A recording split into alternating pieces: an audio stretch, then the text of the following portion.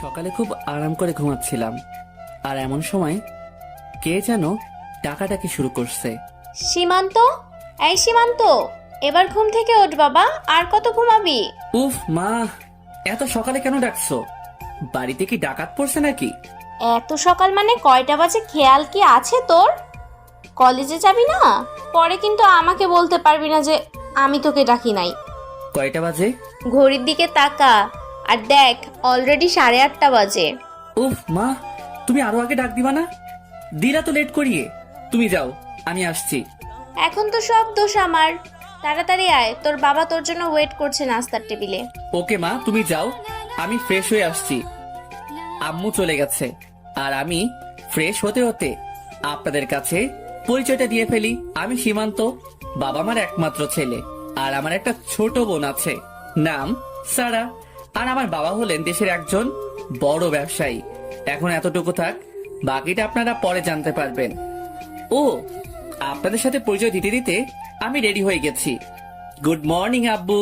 Good morning. তো এত দেরি হলো কেন ঘুম থেকে উঠতে? তোমার জন্য সবাই বসে আছেন নাস্তা না করে।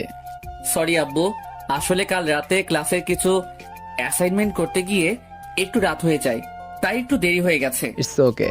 তা তোমার লেখাপড়া কেমন চলছে? খুব ভালো। ওকে, সবাই নাস্তা শুরু করো, আমরা সবাই এখন নাস্তা করছি। আম্মু, আমাকে একটা কলা দাও তো। না আম্মু, ওকে দিও না। দেখো, সারাদিন খেয়ে খেয়ে একটা ছোটখাটো হাতি হয়ে গেছে। কি? আমি হাতি? আমি হাতি হলে তুই কি? তুই তো একটা জলহস্তি। এই, তোরা এবার কি শুরু করলি? এবার থাম আর চুপচাপ নাস্তা কর। দেখো না, তোমার ছেলে আমাকে হাতি বলে। আরে, ও তো তোকে রাগানোর জন্য বলে, তাই কেন বুঝিস না? এবার খাবার খা। আসলে আমার খুব আদরের বোন হলো সারা, খুব ভালোবাসি ওকে।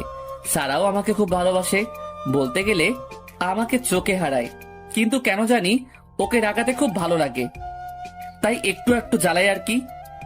আমার খাওয়া শেষ, আমি গেলাম। তোর জন্য নিধি আপু বাহিরে গাড়ি নিয়ে দাঁড়িয়ে আছে। এই রে, কাম সারছে। আবার নিধি আপু, যাকে আমি সবচেয়ে ভয় পাই, আবার তার সাথে যেতে হবে? কি রে, কি ভাবছিস? না মানে, আমি বাইক নিয়ে চলে যাই। তোমাকে না একদিন বললাম তুমি সবসময় নিধির সাথে কলেজ যাবা, আর একদিন বাইকের কথা বললে বাইক তালা মেরে রেখে দিব, আর নিধির যা বলে সব শুনবে। এখন যাও, কতক্ষণ ধরে মেয়েটা বাইরে দাঁড়িয়ে আছে। ধুর, কিছু ভালো লাগে না। কিছু বললে নাকি তুমি? আচ্ছা যাও তাহলে। না আব্বু, কিছু বলিনি। এখন নিধি আপু সম্পর্কে কিছু বলা দরকার। নিধি আপু আমার বড় চাচার একমাত্র মেয়ে, আর চাচা হলো বর্তমান মেয়র। আর তারা আপুকে অনেক আদর করে বড় করেছে। না চাইতে সবকিছু আপুর হাতে এনে রেখে দিয়েছে। আর আপু যা চায় তা সেভাবেই না আর আপু যা চায় তা যেভাবেই না কেন তা নিজের করে ছাড়ে। আর আপুর একটা বড় ভাই আছে, নাম নিসাদ। সেও একজন নেতা। আপুর কথা বলতে বলতে চলে এসেছি গাড়ির কাছে। এসে দেখি আপু গাড়ির সাথে হেলান দিয়ে মোবাইল টিপছে। গুড মর্নিং আপু। আপু মারলে কেন? আমি কি করছি? এত দেরি হলো কেন তোর আসতে? আর রাত জেগে কি করিস? তুই যে সকালে ঘুম থেকে উঠতে পারিস না। রাতে অ্যাসাইনমেন্ট করছিলাম, তাই একটু দেরি হয়েছে উঠতে। অ্যাসাইনমেন্ট করস না কোন মেয়ের সাথে চ্যাটিং করস? না আপু, সত্যি বলছি। এই যে দেখো অ্যাসাইনমেন্ট, দেখিয়ে দিলাম, না হলে আবার মারতে পারে।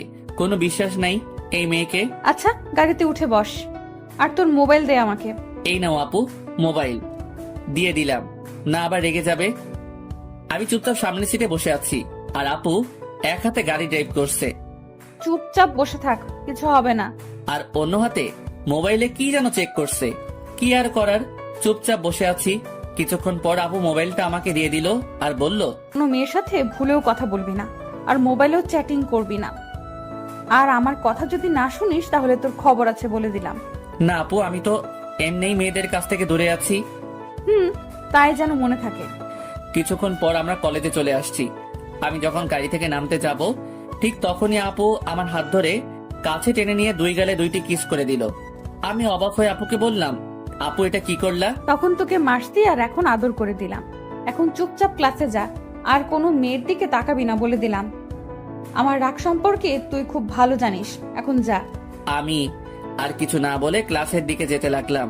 এমন সময় কিসের সাথে জানি ধাক্কা খেয়ে আমি পড়ে গেলাম। আমি উঠে তাকিয়ে দেখি একটা মেয়ে নিচে পড়ে আছে। তার মানে মেয়েটার সাথে আমার ধাক্কা লাগছে। তাই আমি মেয়েটার হাত ধরে টেনে উঠালাম আর তার বইগুলো মাটি থেকে তুলে দিলাম। আই এম সো সরি, আসলে আমি দেখতে পাইনি। সরি বলতে হবে না, আমিও আপনাকে দেখিনি।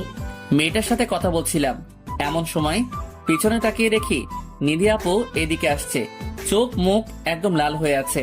আর নিধি আপু আমার কাছে এসেই ঠাস ঠাস করে মেয়েটাকে দুটো চড় মারলো আর বলতে লাগলো, তোর সাহস কি করে হয় সীমান্তকে ধাক্কা মেরে ফেলে দেওয়ার? আমি ইচ্ছে করে ওনাকে ধাক্কা মারিনি, বিশ্বাস করুন। তোকে যদি কোনো দিন ওর আশেপাশে দেখি তাহলে তোর কি অবস্থা করব তা তুই কল্পনাও করতে পারবি না। এখন চুপচাপ চলে যা।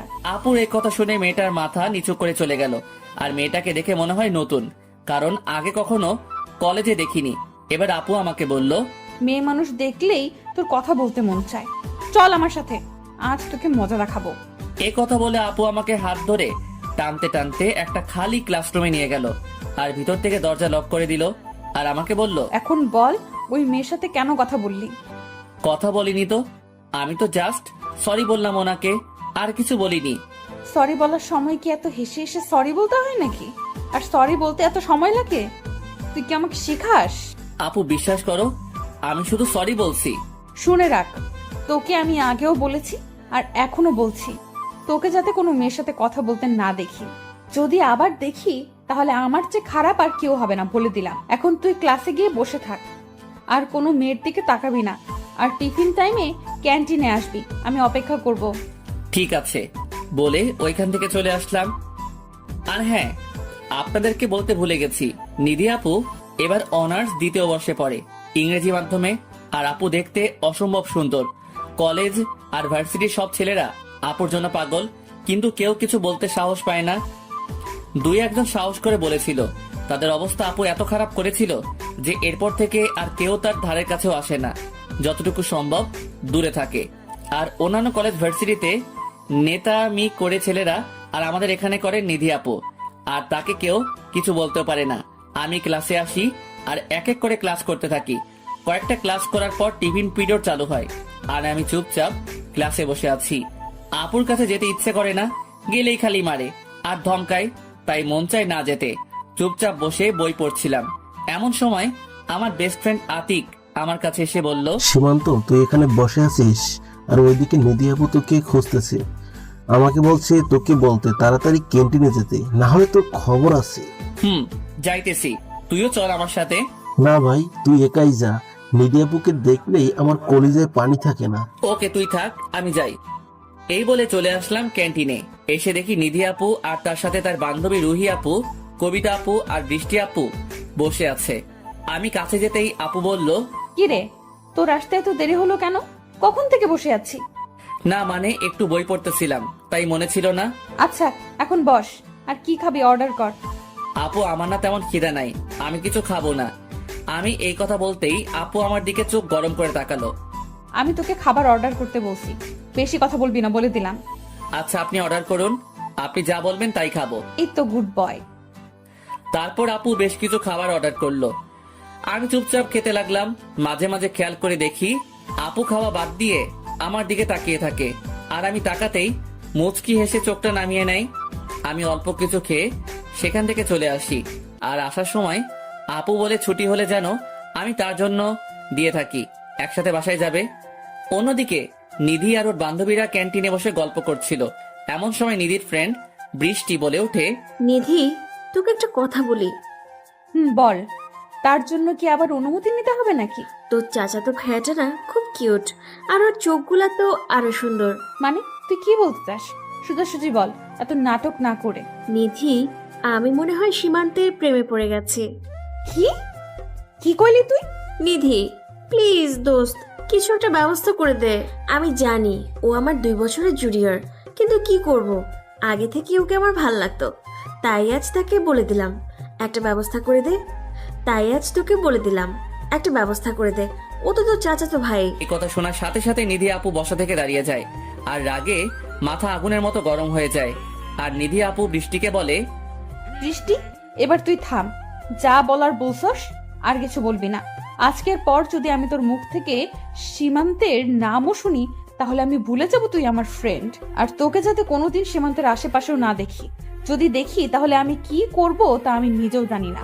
এ কথা নিধি আপু সেখান থেকে চলে যায়। আর বৃষ্টি সহ সবাই ওখানেই বোকার মতো দাঁড়িয়ে থাকে। নিধি আপু অনেক রাগী সবাই জানে, কিন্তু আমার কথা বলতে এতটা রেগে যাবে কেউ ভাবেনি। কলেজ ছুটির পর আমি আপুর গাড়ির কাছে এসে দাঁড়িয়ে আছি। এমন সময় দেখলাম আপু আসতেছে, কিন্তু আজ আপুর চেহারাটা কেমন যেন গম্ভীর, মনে হয় কোনো কিছু নিয়ে খুব চিন্তায় আছে। আর আর তারপর আপু আমার কাছে আমাকে যা বলল। কলেজ ছুটির পর আমি আপুর গাড়ির কাছে দাঁড়িয়ে ছিলাম, এমন সময় দেখি আপু আসতেছে, কিন্তু আপুর মুখটা কেমন জানি গম্ভীর দেখাচ্ছে, মনে হয় কোনো বিষয় নিয়ে খুব চিন্তায় আছে। আর আপু আমার কাছে এসে আমাকে বলল, সীমান্ত, তুই আর কোনো সময় বৃষ্টির সাথে কথা বলবি না, এমনকি ওর সামনে কখনো যাবি না, ওর থেকে দূরে থাকবি। কেন আপু? বৃষ্টি আপু আবার কি করলো? উনি তো খুব ভালো। এ কথা বলে মনে হয় খুব বড় ভুল করছি। আপু দেখি রেগে গেছে। ওই কি বললি তুই? বৃষ্টি খুব ভালো আর আমি তোর কাছে জানতে চাইছি নাকি যে কে ভালো আর কে খারাপ? তুই শুধু ওর সাথে মিশবি না। কিন্তু কেন তা বলবে তো? কেন মিশবি না তা তোর জানা লাগবে না, আমি যা বলবো তাই শুনবি। এখন গাড়িতে বস। আমি আর কিছু বললাম না, কারণ আপু একবার যা বলবে তাই শুনতে হবে, না হলে আবার হিতে বিপরীত হতে পারে। আপু দেখছি গাড়ি চালাচ্ছ আর কি যেন আপু দেখি গাড়ি চালাচ্ছে আর কি যেন ভাবছে। আমি ভয়ে কিছু জানতে চাইনি। আর কিছুক্ষণ পরই আমরা বাসায় চলে আসি। যখন আমি গাড়ি থেকে নামছি তখন আপু বলল, শোন, এখন বাসায় গিয়ে রেস্ট নিবি, আর কোথাও যাবি না। আর রাতে আমি কল দিলে রিসিভ করবি, না ধরলে বাসায় এসে তোর ক্লাস আমি নিব। আপু ঠিক আছে, আমি কল ধরবো। ওকে, ভেতরে যা। আমি চলে আসলাম। আর আমি যতক্ষণ না ভিতরে যাই ততক্ষণ পর্যন্ত আপু বাহিরে গাড়ি নিয়ে দাঁড়িয়ে থাকে। আমি ভিতরে গেলে পরে চলে যাই। আমি বুঝি না আপু আমার প্রতি কেন এত নজরদারি করে। বাসায় আসার পর ফ্রেশ হয়ে আসলাম, আম্মু খাবার দিল, আমি খেয়ে রুমে চলে আসলাম। আর এইভাবে দিন পেরিয়ে রাত হয়ে গেল। রাতে কিছুক্ষণ পড়ার পর আম্মু খাবার খেতে ডাকে। নিচে গিয়ে দেখি সবাই বসে আছে টেবিলে। আমি গিয়ে সবার সাথে খাওয়া শুরু করলাম। তখন আব্বু বলল, সীমান্ত, আজ ক্লাস ঠিকমতো করছস? কোনো সমস্যা হয়েছে? না আব্বু, কোনো সমস্যা হয়নি। ওকে, ভালো। কোনো সমস্যা হলে আমাকে সাথে সাথে জানাবে। ঠিক আছে আব্বু। এইভাবে সবার সাথে টুকটাক কথা বলে খাবার খেয়ে রুমে চলে আসলাম। এসে মোবাইলের দিকে তাকিয়ে আমার চোখ চরক গাছে উঠছে, কারণ আপু আমাকে 10 বার কল দিছিল। তাই আমি সাথে সাথে আপুকে কল ব্যাক করি। আর কল রিসিভ করেই ধমক দিয়ে আপু বলল, ওই কোথায় ছিলে এতক্ষণ? আমি তোকে কয়বার কল দিছি, শুনতে পাস নাই? আপু আমি তো খাবার খাইতেছিলাম আর ফোনটা রুমে ছিল, তাই কল ধরতে পারি নাই। তো মোবাইলটা সাথে নেওয়া যায় না? জানিস কত চিন্তা করতেছিলাম। আরে এতে চিন্তার কি আছে আপু? আর তুমি আমাকে নিয়ে তো চিন্তা করো কেন আপু? কেন চিন্তা করি তুই বুঝিস না? কে বললো বুঝি না? আমি সব বুঝি। সত্যিই তুই বুঝিস না? বলতো কেন তোকে নিয়ে এত চিন্তা করি? কারণ আমি তোমার ছোট ভাই, তাই তুমি এত টেনশন করো আমাকে নিয়ে। কুত্তা, তুই ঘোড়ার ডিম বুঝোস। আর শোন, কালকে আমি ভার্সিটি যাব না, আর তুই কিন্তু বৃষ্টির সাথে কথা বলবি না। যদি বলিস তাহলে কিন্তু খারাপ কিছু হবে, বলে দিলাম। আচ্ছা ঠিক আছে, বলবো না। এভাবে কিছুক্ষণ আপুর সাথে কথা বলে ফোনটা রেখে দিলাম আর কিছুক্ষণ পড়াশোনা করে ঘুমিয়ে পড়লাম। সকালে আমার ছোট বোন সারা আমাকে ঘুম থেকে ডেকে দিল। তারপর আমি ফ্রেশ হয়ে নাস্তা করে বাইক নিয়ে চলে গেলাম কলেজে। আপু না গেলে আমি বাইক নিয়ে কলেজে যাই, আর আপু গেলে আপুর সাথে গাড়িতে যেতে হয়। কলেজে গিয়ে 2টি ক্লাস করে আমি আর আতিক মাঠের এক কোণে বসেছিলাম। এমন সময় কোথা থেকে যেন বৃষ্টি আপু আমার কাছে আসলো। তার সাথে আর 2জন মেয়ে ছিল। বৃষ্টি আপু আমাকে বলল, সীমান্ত, এখানে কি করো? কিছু করি না আপু, বসে আছি। কিছু বলবেন? হুম, তোমার সাথে আমার কিছু কথা আছে, একটু চলো তো আমার সাথে। আপু একা আসবো? হুম, একা আসলেই ভালো হয়। ঠিক আছে চলেন। আপুর সাথে আসলাম, কারণ আমি যদি এখন না করি তাহলে আপু কষ্ট পাবে। কারণ আপুর সাথে আরো 2জন মেয়ে ছিল। বৃষ্টি আপু আমাকে নিয়ে আমাদের কলেজের পাশে বাগানের কাছে নিয়ে গেল আর আমাকে বলল, সীমান্ত, তোমাকে আমি কিছু বলতে চাই। বলেন, কি বলবেন? তোমার নিধি আপু তোমাকে কিছু বলে নাই? না, আমাকে কিছু বলে নাই আপু। আসলে আমি তোমাকে এখন যা বলবো জানি না তুমি কি মনে করবে, তবু বলতে হবে, না হলে আমি আর থাকতে পারবো না। বলেন, আমি কিছু মনে করব না। আমার এই কথা বলার পর বৃষ্টি আপু যা বলল তা শোনার জন্য আমি মোটেও প্রস্তুত ছিলাম না। সীমান্ত, আমি তোমাকে ভালোবাসি। I love you Seemanta, I love you so much. আর এই কথা বলার সাথে সাথে আপু আমাকে জড়িয়ে ধরে। আমি তো কিছুক্ষণের জন্য বোকা হয়ে গেলাম, কারণ আমি কখনো ভাবতেও পারিনি যে বৃষ্টি আপু আমাকে এগুলা বলবে। তখন আমি আপুকে বললাম, আপু আপনি এগুলো কি বলছেন? আপনার মাথা ঠিক আছে? আপুর কাছ থেকে নিজেকে ছাড়িয়ে নিয়ে বললাম কথাটা। হ্যাঁ, আমার মাথা একদম ঠিক আছে। আর আমি যা বলছি একদম ঠান্ডা মাথায় ভেবে চিন্তে বলছি। আমি তোমাকে মন থেকে ভালোবাসি সীমান্ত, প্লিজ আমায় ফিরিয়ে দিও না। এই কথা বলে আমাকে আবার জড়িয়ে ধরে বৃষ্টি আপু। এবার আমি আবার তার কাছ থেকে নিজেকে ছাড়িয়ে নিলাম আর বৃষ্টি আপুকে বললাম, প্লিজ আপু বোঝার চেষ্টা করেন, এটা কখনো হয় না। আপনি আমার বড় হন, তাই আপনাকে আমি সবসময় আপুর মতো সম্মান করেছি। আপনাকে আমি ওই ব্যাপারে কখনো ভাবিনি, আর ভাবতেও পারবো না। সরি আপু, আমাকে মাফ করবেন। ভাবিনি তো কি হয়েছে, এখন থেকে ভাববে আমাকে নিয়ে। আর আপু কি, আমি কি তোমার নিজের আপন বোন নাকি যে আমার সাথে প্রেম করা যাবে না? প্লিজ আপু, আমাকে জোর করবেন না। আমি পারবো না কোনো সম্পর্কে জড়াতে। আমার এসব ভালো লাগে না। সীমান্ত, তোমাকে আমার অনেক আগে থেকেই ভাল লাগতো, আর এই ভাল লাগা এখন বিন্দু বিন্দু জমে ভালোবাসায় পরিণত হয়েছে। আমি তোমাকে অনেক ভালোবাসবো সীমান্ত, কখনো কোনো কষ্ট পেতে দিব না। প্লিজ আমাকে ফিরিয়ে দিও না। আমি আর কিছু না বলে সেখান থেকে চলে আসি। আর আসার সময় বৃষ্টি আপু পিছন থেকে বলে যে, সীমান্ত, আমি তোমার অপেক্ষায় থাকবো। সেখান থেকে কলেজে এসে দেখি আদিক এখনো আগের জায়গায় বসে আছে। আর আমি যাওয়ার পর আমাকে বলে, কিরে বেটা, কোথায় গিয়েছিলি বৃষ্টি আপুর সাথে? কোথায় আবার যাব, ওই তো সামনে গিয়েছিলাম। সত্যিটা বললাম না। তো আপু জানি তোকে কি বলবে বলে নিয়ে গেল, তা কি বললো? আর তোর মুখ এখন এমন দেখাচ্ছে কেন? কোথায় কেমন দেখাচ্ছে? আমি তো ঠিকই আছি। আপু কি বললো তাই বল। আরে তেমন কিছু বলি নাই। আজ যে নিধি আপু আসে নাই সে ব্যাপারে জানতে চাইলো আর কি। ওর কাছে সত্যি বলা আর নিজের পায়ে কুড়াল মারা সমান কথা। সারা কলেজ কোনো টেলিভিশন ছাড়াই সরাসরি সম্প্রচার করে দিবে বেটা, তাই সত্যি না বলাই ভালো। এটা তো আমার সামনেই বলতে পারতো, দূরে নিয়ে যাওয়া লাগে নাকি? আরে বুঝিস না, মেয়ে মানুষ এমনি সবার সামনে সব কথা বলে না। আচ্ছা চল ক্লাসে যাই। হ্যাঁ চল যাই। আর আতিক ক্লাসে চলে আসলাম।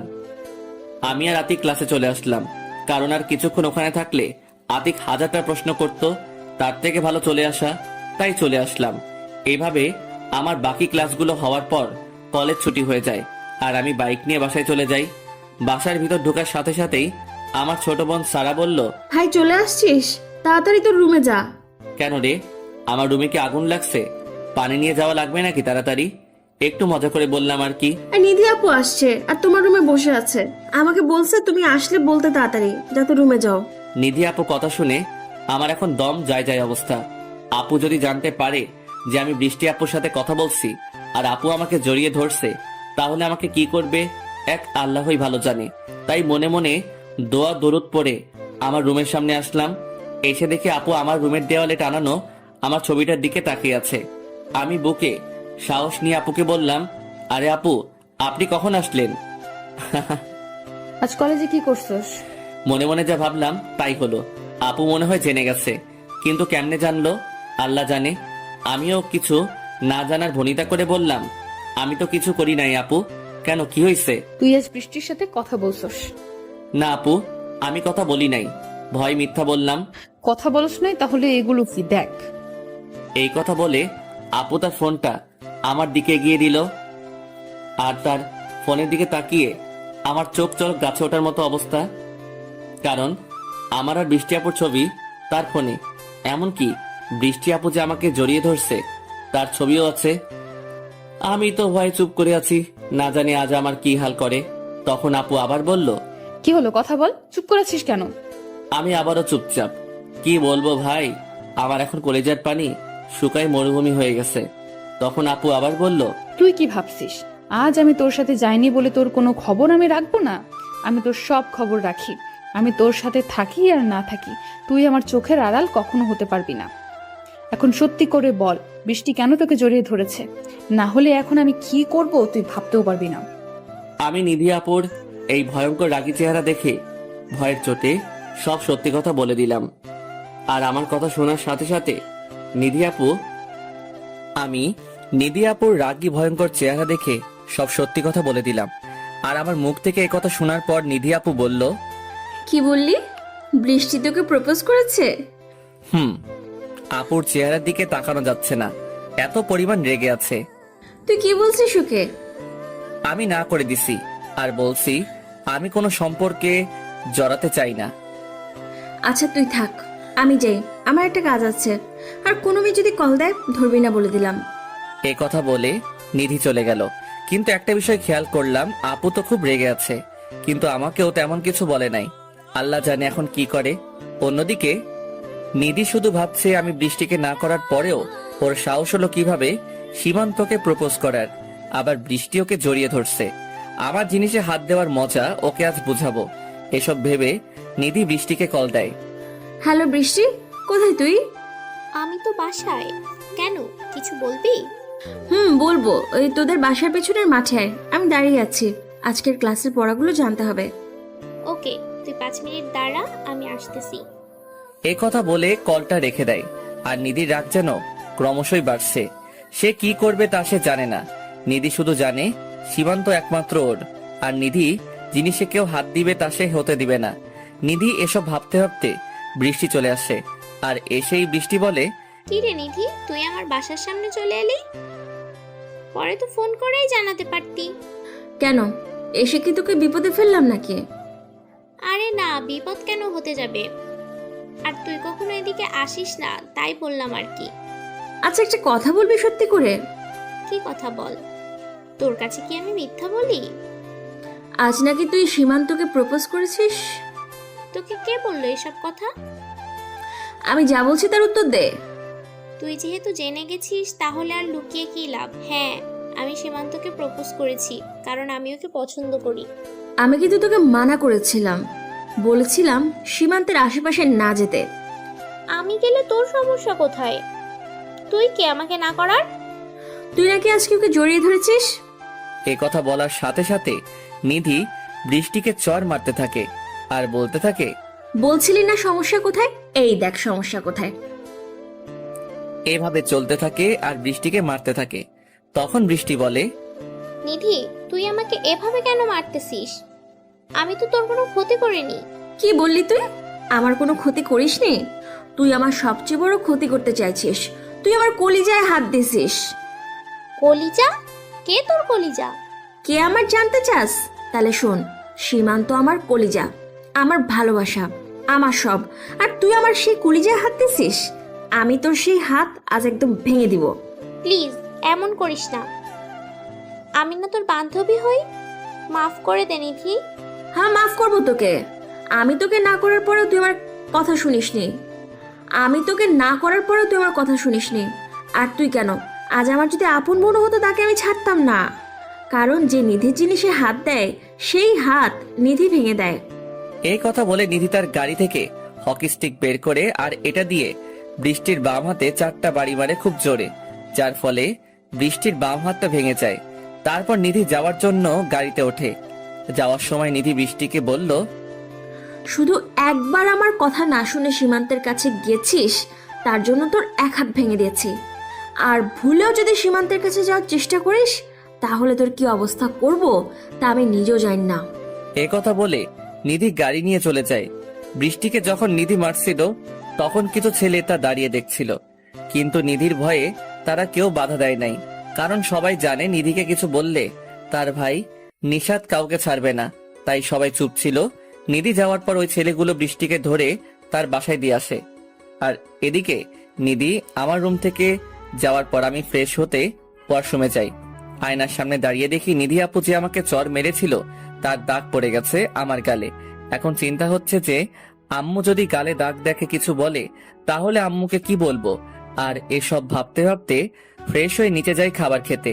আর এখন আমার ছোট বোন আমাকে বলে, ভাইয়া, তোর গালে এটা কিসের দাগ? মনে হয় কেউ চড় মেরেছে। কিছু না, গালে মশা বসছিল আর এটাকে মারতেই গালে দাগ পড়ে যায়। তখন পাশে থেকে আম্মু বলে ওঠে, সবকিছুতেই এত কেয়ারলেস কেন তুই? এত জোরে কেউ থাপ্পড় দেয় গালে? কি অবস্থা করেছিস দেখেছিস? আমি বুঝতে পারিনি আর এমন হবে না, সরি আম্মু। আসলে এত বড় হয়েছে কিন্তু আম্মু আব্বু আজ পর্যন্ত কখনো আমার গায়ে হাত তোলেনি। আমরা 2 ভাই বোনকে তারা আমাদের দুই ভাই বোনকে তারা অনেক ভালোবাসে, যার জন্য আমাদের ছোট একটা আঘাতও তারা মানতে পারে না। পাশে তাকিয়ে দেখি আমার বোনটা মিটমিট করে হাসছে, কারণ এখনো অজানা। তখন আম্মু বলল, নিধি কেন আসছিল রে? কেন আবার আসবে, এমনি আসছে। আর নিধি আপু তো প্রতিদিন আসে, এটা আবার নতুন কি? খুব শান্তভাবে বললাম, যাতে কিছু বুঝতে না পারে। আসলে ঠিক তা নয়, মেয়েটা যখন আসলো দেখলাম চেহারাটা কেমন গম্ভীর ছিল, তাই তোকে বললাম তুই কিছু করেছিস নাকি। অন্য সময় মেয়েটাকে কত হাসি খুশি থাকে। না মা, আমি কিছু করি নাই, হয়তো এমনি মন খারাপ ছিল। কথা ঘুরাতে পারলে বাঁচি আমি। যাই বলিস, মেয়েটা খুব ভালো, তোর অনেক খেয়াল রাখে। তোর জন্য এমন একটা মেয়ে বউ করে আনবো। আমি আর কিছু না বলে চুপচাপ খেয়ে রুমে চলে আসলাম, কারণ ওখানে কথা বললেই আম্মু আরো নানান কথা জুড়ে দিবে, তাই চলে আসলাম। এরপর বিকালে কিছু সময় বাহিরে গিয়ে বন্ধুর সাথে আড্ডা দিয়ে সন্ধ্যায় বাসায় এসে যেই পড়তে বসলাম, তখন নিধি আপু কল দেয়। কি রে, কি করিস? এই তো আপু, পড়তে বসলাম মাত্র। এখন বই নিয়ে আমাদের বাসায় আয়, আমার সাথে পড়বি। না আপু, আজ না, কাল আসবো। গেলেই আপু নানা রকম অত্যাচার, তাই যেতে মন চায় না। কি বললি? তুই আসবি না? তাহলে কিন্তু আমি এখন চাচিকে কল দিব। না না, আমি আসছি, কাউকে কল দেওয়া লাগবে না। এই মেয়েকে মোটেও বিশ্বাস নাই, কল দিয়ে আবার কি বলবে আম্মুকে। তাই আমি আমার কিছু বই নিয়ে আপুদের বাসায় চলে আসলাম। আসার সময় আম্মু জানতে চাইছিল কোথায় যাই। নিধি আপুর কথা বলার পর আর কিছু বলে নাই। আপু বাসায় এসেই চাচির সাথে দেখা, তখন চাচি বলে, কি রে সীমান্ত, তুই তো আমাদের বাসায় এমন সময় আসিস না, খুব বড় হয়ে গেছিস। না চাচি, আসি তো। আসলে সারাদিন কলেজ করে বেশি সময় পাই না, তাই আর কি কম আসি। আপু কোথায়? এখন থেকে প্রতিদিন আসবি। নিধি ওর রুমে আছে, যা ওপরে। আমি উপরে চলে আসলাম। এসে দেখি আপু তার মোবাইলে কি যেন দেখছে আর মুচকি মুচকি হাসছে। আপুই এই মুচকি হাসিটা অনেক সুন্দর, যা বলে বোঝাতে পারবো না। আর তার সাথে ঠোঁটের নিচের তিলটা যেন সেই হাসির মহিমা আরো 1000 গুণ বাড়িয়ে দেয়। আপুর এই হালকা ঠোঁট বাঁকানো মুচকি হাসিটা বরাবরই আমার মনে ভালো লাগা সৃষ্টি করে, কিন্তু তা কখনো আপুকে বলা হয়নি। আর এমন সময় আপু দেখে ফেলে যে আমি দাঁড়িয়ে আছি দরজার সামনে। আপু সাথে সাথে তার ফোনটা রেখে দিয়ে আমাকে বলে, কি রে, কখন আসলি? আয় ভেতরে আয়। এইমাত্র আসলাম। এই বলে আমি গিয়ে একটা চেয়ার টেনে পড়ার টেবিলে বসলাম। আর তখন আপুও তার চেয়ারটা আমারটার সাথে লাগিয়ে বসলো। তখন আপু বলল, কি খাবি বল? কিছু খাবো না এখন, কিছুক্ষণ পরে চলে যাব। আমি জানি নিজেও পড়বে না, আমাকে পড়তে দিবে, শুধু এটা ওইটা বলবে। আর কিছু তো তোকে খেতেই হবে। আজ তোর জন্য আমি নিজের হাতে সিঙ্গারা বানিয়েছি। আপনি আমার জন্য সিঙ্গারা বানিয়েন, তাহলে তো খাবোই। আগে একটু পরেই পরে খাবো। আসলে সিঙ্গারা আমার খুব প্রিয়, তাই নাম শুনলেই জিভে জল এসে যায়। আচ্ছা সীমান্ত, একটা কথা বলি তোকে, শোন তো। না, এখন কথা শোনার ইচ্ছে নেই, পরে বইলেন। না, তোকে এখনই শুনতে হবে। আচ্ছা বলেন। জানি বলবেই, শুধু শুধু ভাব ধরে পারমিশন চাই। তুই কাউকে পছন্দ করিস? এই মানে কাউকে ভালোবাসিস কিনা? না, কাউকে পছন্দ করি না, ভালোবাসি না। আচ্ছা, যদি তোকে কেউ ভালোবাসে আর সে যদি তোর থেকে বয়সে একটু বড় হয়, কি করবি তুই? কি আর করব, না করে দিব। এক তো আমি প্রেম করতে চাই না, তার উপর যদি সে আমার বড় হয় তাহলে তো অসম্ভব। বড়দের সাথে আবার প্রেম হয় নাকি? আমার জুনিয়র হলে ভেবে দেখতাম। এ কথা বলার সাথে সাথেই নিধি আমার শার্টের কলারটা টেনে মুখের কাছে এনে বলে, কেন সিনিয়র মেয়ের সাথে প্রেম করা যাবে না? কোনো আইনে মানা আছে নাকি? আর মানা থাকলেও তোকে করতে হবে। আমাকে করতে হবে মানে?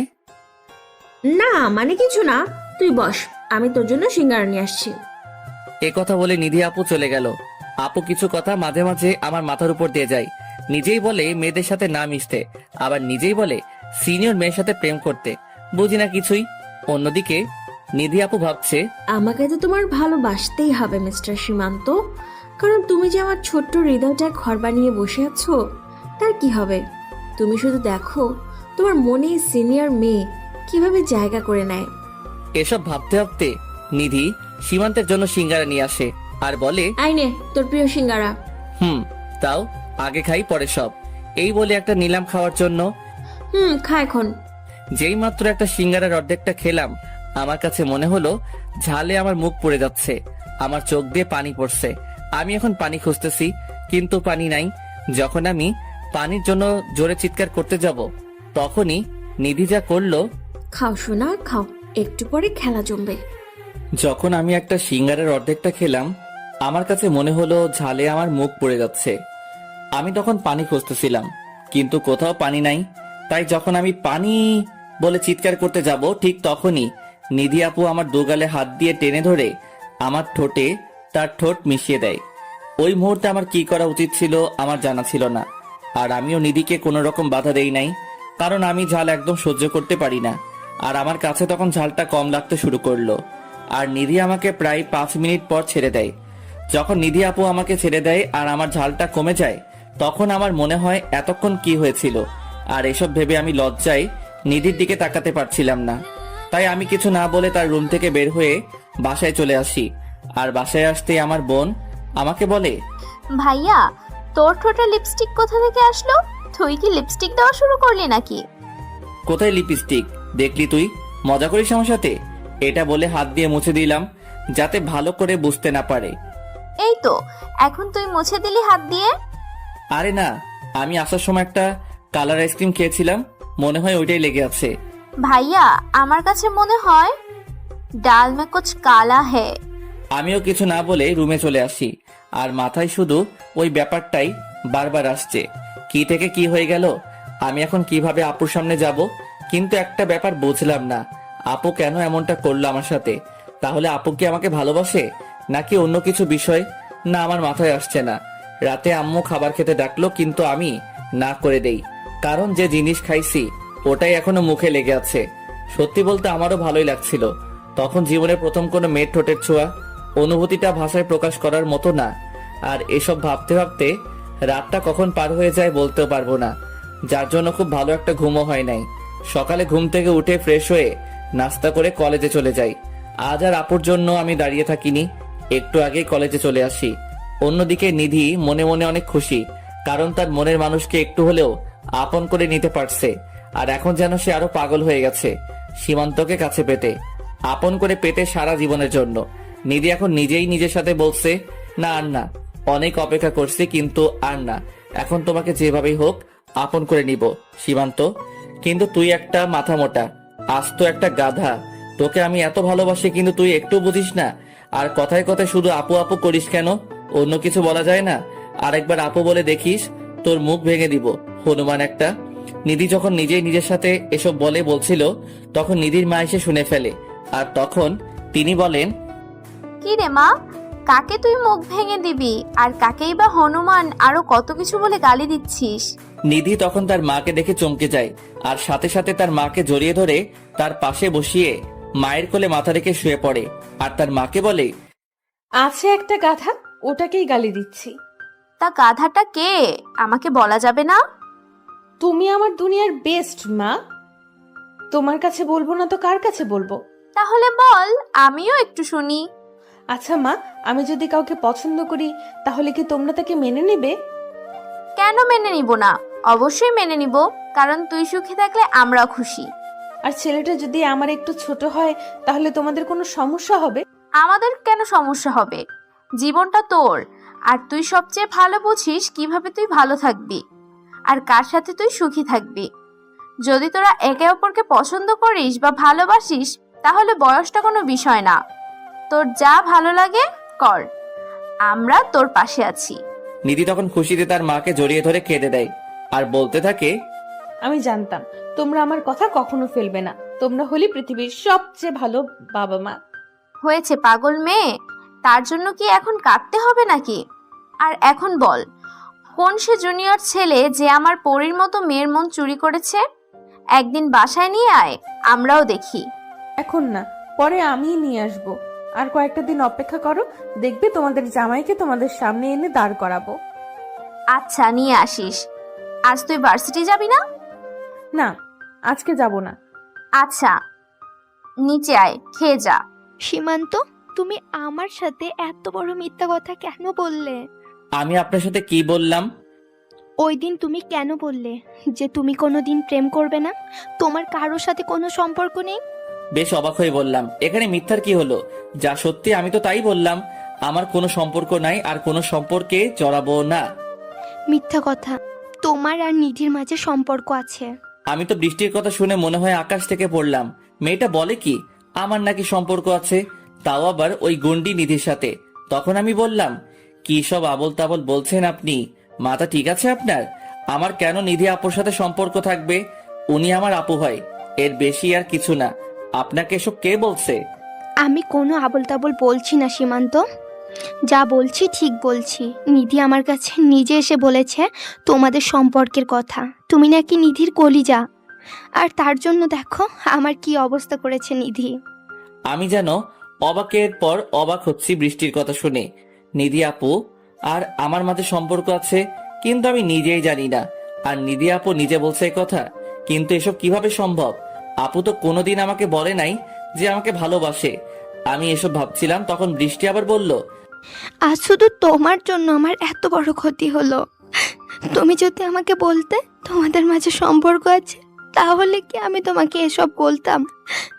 আজ শুধু তোমার জন্য নিধি আমার এর অবস্থা করেছে। আমার জন্য করছে মানে? আর কি করছে নিধি আপু আপনাকে? তুমি দেখতে পাচ্ছ না কি করেছে? ওই দিন যে আমি তোমাকে প্রপোজ করেছিলাম আর জড়িয়ে ধরেছিলাম, এটা নিধি জেনে যায়, আর সে আমাকে বাসা থেকে বের করে মাঠে নিয়ে সবার সামনে আমাকে মারে, এমনকি আমার হাত পাও ভেঙে দেয়। কি, নিধি আপু আপনাকে এভাবে মারছে? হ্যাঁ, নিধি আমাকে এভাবে মেরেছে। হ্যাঁ, আরও বলেছে আমাকে তোমার পাশে দেখলে, আরও বলেছে আমাকে তোমার পাশে যদি দেখে তাহলে নাকি তার চেয়েও খারাপ কিছু করবে। এখন আমার কাছে সত্যিই খারাপ লাগছে বৃষ্টির কথা শুনে, আর সাথে রাগও হচ্ছে অনেক নিধি আপুর উপর। মানুষ এতটা ভয়ঙ্কর কিভাবে হতে পারে একটা মেয়ে হয়ে? আর একটা মেয়েকে এভাবে কেউ মারতে পারে নাকি? তখন আমি বললাম, আপু আমি আপনার কাছে খুবই দুঃখিত যে আমার জন্য আপনার আজ এই অবস্থা। আর আপনাকে কিছুই করতে পারবে না নিধি, আমি তাকে দেখে নিব। এভাবে আরো কিছুক্ষণ কথা হলো বৃষ্টির সাথে, তারপর তার কাছে ক্ষমা চেয়ে তাকে বিদায় দিলাম। বৃষ্টি আপু চলে যাওয়ার কিছুক্ষণ পরেই নিধি আপু গাড়ি নিয়ে কলেজে আসে, আর গাড়ি থেকে নেমে আমার কাছে আসতে থাকে। কিন্তু মুখ দেখে মনে হচ্ছে আজ খুব খুশিতে আছে, হাসি যে মুখ থেকে সরছেই না। আমি তাকে দেখেই ক্লাসের দিকে চলে যেতে লাগলাম। তখনই নিধি পিছন থেকে বলল, সীমান্ত কোথায় যাস? দাঁড়া বলছি, তোর সাথে আমার কিছু কথা আছে, দাঁড়া। কিন্তু আমি তাকে কিছু না বলে চলে আসি। ক্লাসের সামনে এসে একবার পিছনে ফিরে দেখি নিধি আপু আগের জায়গায় দাঁড়িয়ে আছে, কিন্তু মুখে সে হাসিটা আর নেই, কেমন জানি মলিন হয়ে আছে। মনে হয় আমার কাছে সে এটা আশা করে নাই। অন্যদিকে নিধি ভাবছে, আজ সীমান্তের কি হলো? ও তো কখনো এমন করে না, আমি যা বলি তাই করতো, কিন্তু আজ আমি ডাকলাম তাও শুনলো না। ওর এত বড় সাহস হলো কি করে? ওকে পরে দেখে নিব। এ কথা বলে নিধিও ক্লাসে চলে যায়। আমি ক্লাসে এসে আর ক্লাস থেকে বাইরে বের হইনি। নিধি আপু মনে হয় আমাকে অনেক খুঁজতেছে, কিন্তু আমার এখন আর তার সামনে যেতে ইচ্ছে করছে না, তাই ক্লাসেই বসে আছি। আর এইভাবে একের পর এক ক্লাস করতে করতে টিফিন টাইম হয়ে যায়। তখন আমার এক ফ্রেন্ড বলে নিধি আপু নাকি আমাকে খুঁজতেছে, তাকে বলছে আমাকে যাতে ক্যান্টিনে যেতে বলে। আমি যাব না বলে চুপচাপ বসে রইলাম। এভাবে প্রায় 10 মিনিট যেতে না যেতেই কোথা থেকে যেন নিধি আপু দেখি আমার সামনে এসে দাঁড়ায়, আর তাকে দেখে মনে হচ্ছে খুব রেগে আছে। আমি কিছু বলার আগে আমার হাত ধরে টেনে ক্যান্টিনে নিয়ে যায় আর বলে, কি রে, কি হয়েছে তোর? সকাল থেকে দেখছি আমার সাথে কথা বলিস না, আমাকে এড়িয়ে চলছিস। আমি ডাকলাম তাও আমার ডাকে কোনো সাড়া দিলি না। কি হয়েছে, সমস্যা কি তোর, বল। তাতে আপনার কি? আমি যার সাথে ইচ্ছা কথা বলবো, যার সাথে ইচ্ছা বলবো না। আপনি বলার কে? আমার আপনার সাথে কথা বলার ইচ্ছা নাই, তাই বলি নাই। বুকে অনেক সাহস নিয়ে কথাটা বললাম। জানি না কি হয়, যে রাগী মেয়ে। আমার কথা শোনার সাথে সাথে নিধি আপু আমার গলা চেপে ধরলো আর চিৎকার করে বলল, তোর সাহস কি করে হয় আমার সাথে এইভাবে কথা বলার? আর কি বললি তুই? যার সাথে ইচ্ছা কথা বলবি? বলে দেখা, তোর মুখ আমি ভেঙে দিব। তুই শুধু আমার সাথে কথা বলবি, আর কারোর সাথে না। আমি আর আপনার কোনো কথা শুনবো না। আপনি আমার জন্য কেন বৃষ্টি আপুকে মারলেন? তার হাত কেন ভাঙলেন? আজ আপনার জন্য বৃষ্টি আপুর কাছে আমাকে ছোট হতে হয়েছে, কথা শুনতে হয়েছে তার কাছ থেকে। আমি কথাগুলো নিচে তাকিয়ে বললাম। তারপর আমি নিধি আপুর দিকে তাকিয়ে নিজেই ভয় পেয়ে যাই। আপু যেন রেগে গিয়ে রাগে আগুনের মতো লাল হয়ে গেছে। আর তখনই আপু, আমি কথাগুলো নিচের দিকে তাকিয়ে বললাম। কথাগুলো বলে আমি আপুর দিকে তাকিয়ে নিজেই ভয় পেয়ে যাই। রাগে আপুর চেহারা আগুনের মতো লাল হয়ে গেছে। তখন আপু বলল, বৃষ্টি তোর কাছে আবার আসছিল? ওর সাহস হলো কি করে তোর কাছে আসার? তাতে আপনার সমস্যা কোথায়? আপনার কাছে বৃষ্টি আপু আসুক আর যেই আসুক, আপনি বাধা দেওয়ার কে? আর বৃষ্টি আপু যদি আমাকে ভালোবাসে তাহলে আপনি কেন এমন করছেন? এই কথাটা বলার সাথে সাথে নিধি আমার মুখ চেপে ধরে আর বলে, আমি ছাড়া তোকে যদি কেউ ভালোবাসার কথা চিন্তাও করে, তাকে আমি কি করব তা কেউ কল্পনাও করতে পারবে না। তোকে আজ ভেবেছিলাম সবার সামনে সুন্দর করে প্রপোজ করব, কিন্তু তুই আর তা হতে দিলি না। আমি না করার পরেও বৃষ্টির সাথে কথা বলছিস, আবার বলিস যে কেউ তোকে ভালোবাসতে পারবে, আর আমি বলার কে? আর বলিস যে কেউ তোকে ভালোবাসতে পারবে, আর আমি বলার কে? এখন কান খুলে শুনে রাখ, আমি তোকে ভালোবাসি। শুধু ভালোবাসি বললে ভুল হবে, আমার জীবনের চাইতে বেশি ভালোবাসি। তুই শুধু আমার, আর আমার মানে শুধুই আমার। এই কথা বলেই নিধি আমাকে খুব শক্ত করে জড়িয়ে ধরে, আর এত শক্ত করে জড়িয়ে ধরে যে আমার শ্বাস নিতেই কষ্ট হচ্ছিল। শরীরে এত শক্তি কোথায় থেকে পায় এই মেয়ে আল্লাহই জানে।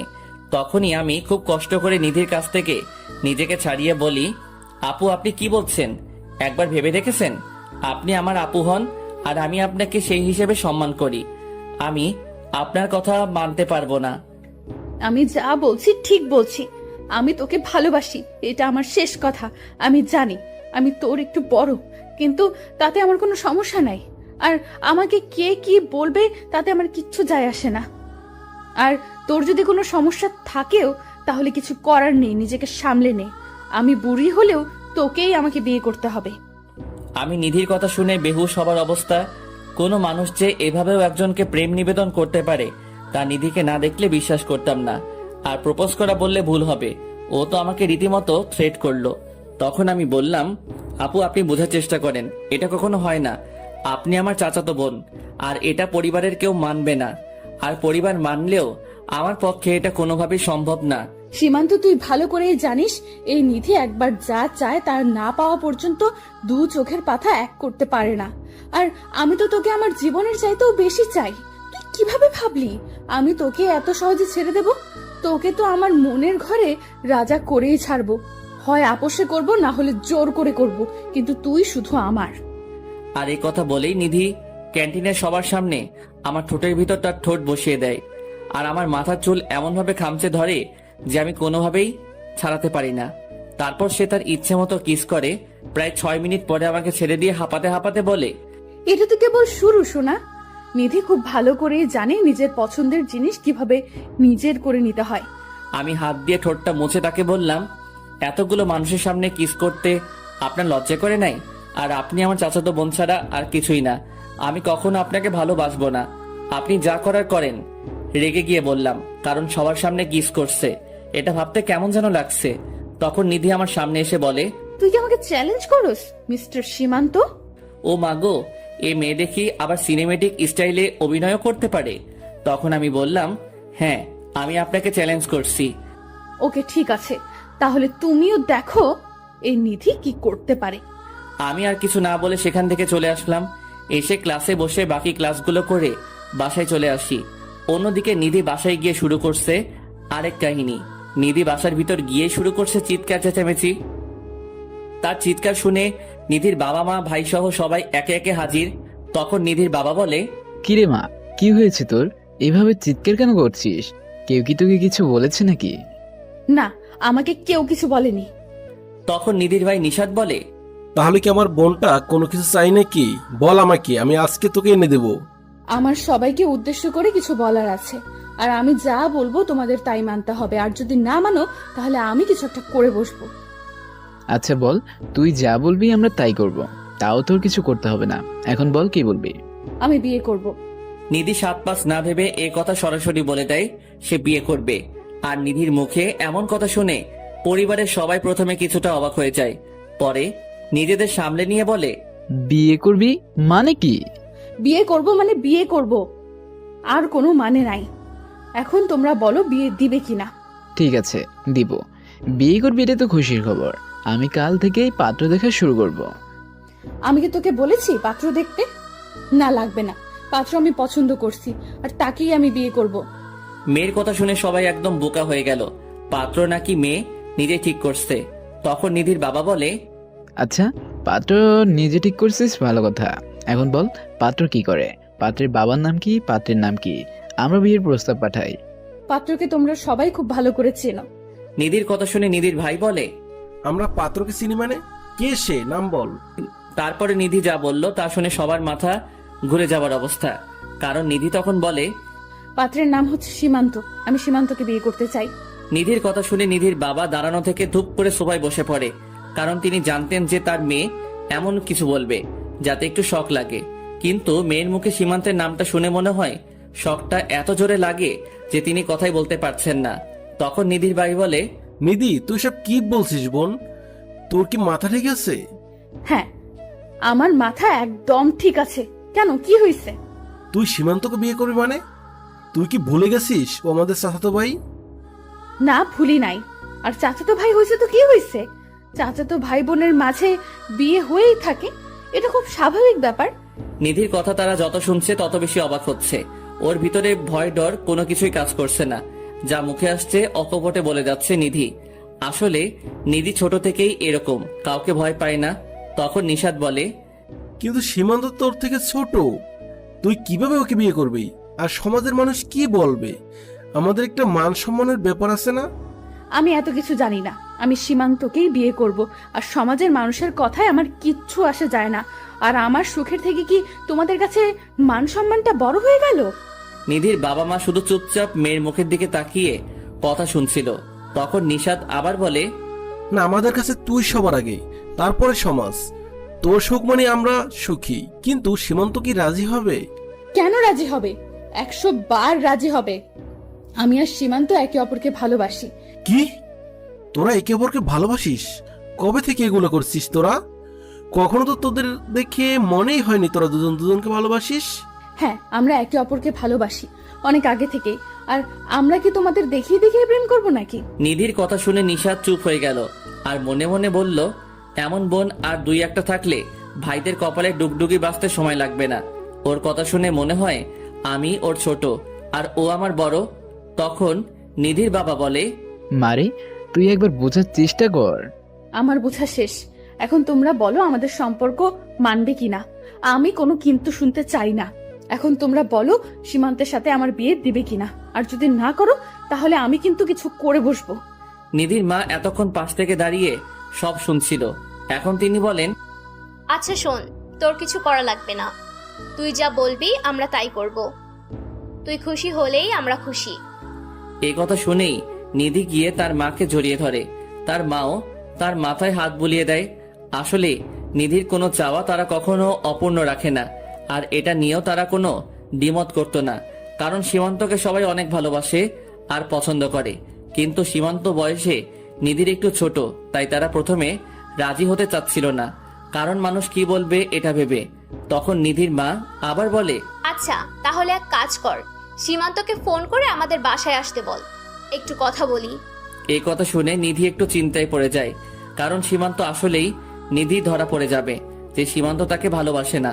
তখন নিধি বলে, আরে না না না, সীমান্ত এখন আসবে না। ও এখানে কেন আসবে? আরে আসলে সমস্যা কোথায়? ওর কাছেও তো জানা লাগবে এখনো বিয়ে করবে কিনা। কারণ ও তো এখনো লেখাপড়া করছে। ওর মতামত নিয়ে তার না হয় ওর বাবা মার সাথে আলাপ করি। ও তো আগে থেকেই রাজি। ওর লজ্জায় আর ভয়ে চাচু আর চাচির কাছে আমাদের সম্পর্কের কথা বলতে পারে নাই। আর ওর নাকি তোমাদের সামনে আসতেও লজ্জা পায়, তাই আসবে না। এখন তোমরা সরাসরি ছোট চাচুর সাথে এই বিষয়ে কথা বলো। নিধির কথা শুনে নিধির মা বলে, আচ্ছা তুই তোর রুমে যা, আমরা এই বিষয়ে কথা বলছি, দেখি কি করা যায়। আমি যাচ্ছি, কিন্তু কথার যাতে নড়চড় না হয়, তাহলে কিন্তু খবর আছে। এই কথা বলে নিধি তার নিজ রুমে চলে যায়। আর তার পরিবারের সবাই মিলে সিদ্ধান্ত নেয় যে সীমান্তের সাথেই নিধির বিয়ে দিবে। কারণ যেখানে দুজন দুজনকে ভালোবাসে সেখানে তার পরিবার বাধা হতে চায় না। এদিকে নিধি রুমে এসে খুশিতে নাচতে থাকে যে সে সীমান্তকে খুব তাড়াতাড়ি তার জীবন সাথী হিসেবে পেতে যাচ্ছে। আর এসব ভাবতে ভাবতেই নিধি সীমান্তকে কল দেয়। এদিকে আমি কলেজ থেকে বাসায় এসে খাওয়া দাওয়া করে চুপচাপ শুয়ে আছি, কিন্তু ঘুম আসছে না। এমনি বাহিরেও যাইনি আড্ডা দিতে। আর ঘুম আসবে কেমন করে? ওই গুন্ডিটা যে টেনশন দিয়ে রাখছে, এত টেনশন দিলে কি আর ঘুম ধরে? আমি এসব শুয়ে শুয়ে ভাবছিলাম। ঠিক তখনই দেখি আমার মোবাইল বাবাজি আমাকে ডাকতেছে। তাকিয়ে দেখি এ তো নিধি, গুন্ডির ফোন। জানি না আবার কি বলবে ফোন ধরলে, তাই প্রথমবার ধরলাম না। এরপর আর 2বার দিল, তাই ধরলাম। কারণ এই গুন্ডির বিশ্বাস নাই, রাগ উঠলে আবার বাসায় এসে কিছু করে বসবে। আমি কল ধরতেই, আমার জান পাখিটা কি করে? কল রিসিভ করতে কি এত সময় লাগে? ওই কে আপনার জান পাখি? এখানে কোনো জান পাখি মান পাখি নাই। তুমিই তো আমার জান পাখি, আমার কলিজার টুকরো, আমার ভালোবাসা। নিধির মুখে এসব শুনতে আমার কাছে কেমন জানি লাগছিল, তাই আমি বললাম, আপু প্লিজ এসব বললেন না, আমার কাছে কেমন যেন লাগে। ওমা, আমি আপু বলার সাথে সাথে নিধি রেগে গিয়ে আগুন হয়ে গেল আর আমাকে বলল, কুত্তা, তুই আমারে আবার আপু ডাকছস? তোরে আমি না করছি না আপু ডাকতে? আমার কত ভালো মুডটা দিলি নষ্ট করে। আমি কি করছি আপু? এই রে কাম সারছে, আবার বলে ফেলছি। হারামি, তুই আমার সাথে মজা নিস?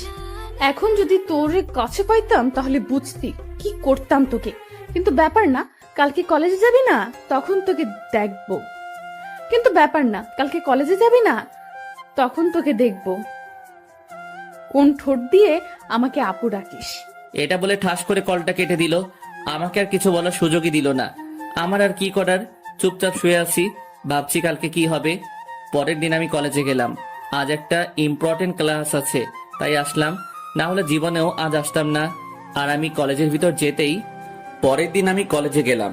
আজ একটা ইম্পর্টেন্ট ক্লাস আছে, তাই আসলাম, না হলে জীবনেও আসতাম না। আমি কলেজের ভিতর যেতেই দেখি ওমা, নিধি আপু দেখি আমার আগে কলেজে চলে আসছে। কিন্তু এত তাড়াতাড়ি তো কখনো আসে না কলেজে, নিশ্চিত আমার জন্য আজ এত আগে আসছে। সামনে পেলে খবর আছে, তাই আমি ওনাকে দেখেও না দেখার ভান করে চলে যাচ্ছি। অন্যদিকে নিধি আর তার ফ্রেন্ড রুহি কথা বলছিল মাঠের এক কোনায় দাঁড়িয়ে। রুহি তখন দেখে সীমান্ত নিধিকে দেখে দ্রুত চলে যাচ্ছে। তখন রুহি বলে, নিধি দেখ দেখ, সীমান্ত তোকে দেখে পালিয়ে ক্লাসে চলে যাচ্ছে। আই সীমান্ত, দাঁড়াও বলছি। আমাকে দেখে পালিয়ে যাওয়া হচ্ছে তাই না? দাঁড়াও, আর এক পাও সামনে যাবে না, বলে দিলাম। এই রে কাম সারছে, শেষ পর্যন্ত দেখেই ফেললো। কিন্তু এখানে থাকা যাবে না, আগে এখান থেকে পালাই, না হলে এমন কাজ করবে মান সম্মান থাকবে না। তাই আমি শুনেও না শোনার ভান ধরে চলে আসতে লাগলাম। তখন পিছন থেকে নিধি বলে, তুমি কতক্ষণ পালিয়ে থাকবে আমিও দেখব। নিধির হাত থেকে পালানো এত সহজ না। পিছনে না ফিরে সোজা ক্লাসে চলে আসি। অন্যদিকে নিধির কথা শুনে রুহি অবাক হয়ে বলে, কি রে নিধি, তুই সীমান্তকে তুমি করে ডাকছিস কেন? আর এমন ভাবে বলছি মনে হচ্ছে তোর বয়ফ্রেন্ড। ও শুধু আমার বয়ফ্রেন্ড না, আমার হবু স্বামীও, বুঝলি? কি বলছিস নিধি? সীমান্ত কবে থেকে তোর বয়ফ্রেন্ড হলো? ও তো তোকে আপু বলে ডাকে, আর আমি যতটুকু জানি বৃষ্টি ওকে পছন্দ করে। শুন, সীমান্ত শুধু আমার আর কারো না, আর আমি সীমান্তকে কারো হতে দিব না। কিন্তু সীমান্ত কি তোকে মেনে নিবে? ও তো উল্টে তোকে দেখে পালাচ্ছে। রুহির হাসি দেখে নিধি রেগে যায়, আর রুহি ধমক দিয়ে বলে, ওই তোর হাসি থামা, না হলে তোর এখন খবর করে ছেড়ে দেব। আর কি বললি? সীমান্ত আমাকে দেখে পালায়? আমিও দেখব ও কত পালাতে পারে। ওর সাথে যদি বিয়ের আগে প্রেম করতে না পারি, তাহলে ওকে বিয়ে করে তারপর প্রেম করব। খুব তাড়াতাড়ি আমার আর সীমান্তের বিয়ে খেতে পারবি। এ কথা বলে নিধি রাগে ফুঁসতে থাকে, কারণ নিধিকে নিয়ে কেউ হাসলে তার একদম সহ্য হয় না। আর নিধির কথা শুনে রুহি চুপ হয়ে যায়, কারণ রুহি জানে নিধি একবার যা বলে তা করেই ছাড়ে। তখন রুহি বলে, সরি দোস্ত, আসলে আমি তো জানতাম না যে তুই সীমান্তকে এত ভালোবাসিস। আর দেখলি না সীমান্ত কিভাবে আমাদের দেখে পালালো, তাই আমার হাসি চলে আসে। আচ্ছা চল আমার সাথে। কোথায় যাব? কোথায় আবার? আমার জান পাখিটার কাছে। ওকে একটু মজা দেখাবো। এদিকে আমি ক্লাসে এসে বসে আছি আর বন্ধুর সাথে গল্প করছি, কারণ বাহিরে যাওয়া যাবে না। বাহিরে আমার জম ঘুরতেছে, গেলেই বিপদ। তার চাইতে এখানে বসে থাকা অনেক ভালো। আমি বন্ধুদের সাথে কথা বলছিলাম, এমন সময় দেখি রুহি আপু আসছে আমার কাছে, আর এসেই আমাকে বলল, সীমান্ত তাড়াতাড়ি আমার সাথে আসো। কেন আপু, কি হয়েছে? নিধি মাথা ঘুরে পড়ে গেছে, আমরা ওকে উপরের খালি ক্লাসরুমে শুয়ে রাখছি, তুমি আসো আমার সাথে। আমি এই কথা শোনার সাথে সাথে আপুকে বললাম, কখন হলো এমন, চলেন তাড়াতাড়ি। চলো। কথা বলে আমি আর রুহি আপু যেতে লাগলাম। রুহি আপু আমার আগে আর আমি তার পিছনে। তারপর আপু আমাকে নিয়ে দোতলায় একটা রুমে নিয়ে গেল আর বলল, তুমি ভিতরে যাও, আমি গিয়ে স্যারকে ডেকে আনি। আচ্ছা তাড়াতাড়ি যান। আমি রুমের ভিতরে গিয়ে দেখি নিধি একটা টেবিলের উপর শুয়ে আছে, আর আমি আপুর কাছে যেতেই কে যেন বাহির থেকে দরজা বন্ধ করে দিল। আমি দরজার কাছে গিয়ে দরজা ধাক্কা দিলাম খোলার জন্য, কিন্তু এত বাহির থেকে বন্ধ। তখন পিছনে তাকিয়ে দেখি নিধি আমার দিকে তাকিয়ে হাসছে আর আমাকে বলে, কি মিস্টার সীমান্ত, দরজা খুলে না? আপু আপনি না অসুস্থ? অসুস্থ ছিলাম, কিন্তু ডাক্তার এসে দেখে গেছে, এখন সুস্থ। কে ডাক্তার? আর কোথায় ডাক্তার? এই তো আমার সামনে দাঁড়িয়ে তুমি। আর তুমি তো আমার ডাক্তার, ভালোবাসার ডাক্তার। আপু এগুলো কি বলছেন আপনি? আর দরজা খুলতে বলুন, আমি ক্লাসে যাব, আমার ক্লাস আছে। ক্লাসে তো যাবই, তুমি আগে আমার ক্লাসটা করে নাও, তারপর তোমার যেখানে খুশি যাও। একথা বলেই নিধি আমার কাছে আসতে লাগলো, আর আমি তাকে পিছাতে পিছাতে বললাম, সামনে আসবেন না বলে দিলাম, কিছু করবেন না আমার সাথে, আমি আপনাকে ভালোবাসি না। তাহলে কেন করছেন এমন? ভালোবাসা কিভাবে আদায় করতে হয় নিধি তা ভালো করে জানে। আর কালকে যেন কি বলেছিলাম মনে নাই, যে আজকে তোমাকে দেখে নিব, আর সকালেও আমার কথা তুমি শোনো নাই, এর শাস্তি তোমাকে পেতেই হবে। একথা বলেই নিধি আমার একেবারে কাছে চলে আসে। এত কাছে আসায় নিধির প্রতিটা নিঃশ্বাস আমার মুখে পড়ছিল, যা আমার কাছে কেমন লাগতেছিল। তখন আমি নিধিকে বললাম, প্লিজ কিছু করবেন না, মানুষ দেখলে খারাপ ভাববে, যেতে দিন আমায়। না হলে ও আর কিছু বলতে দিল না, তার আগে আমার মুখটা বন্ধ করে দিল তার মিষ্টি ঠোঁট দিয়ে। প্রথমে আমি তাকে বাধা দেওয়ার চেষ্টা করলেও পরে আমার কি হলো নিজেও জানি না। একসময় আমিও তার ডাকে সাড়া দিতে থাকি, আর সে আমার রেসপন্স পেয়ে যেন আরো পাগল হয়ে যায়।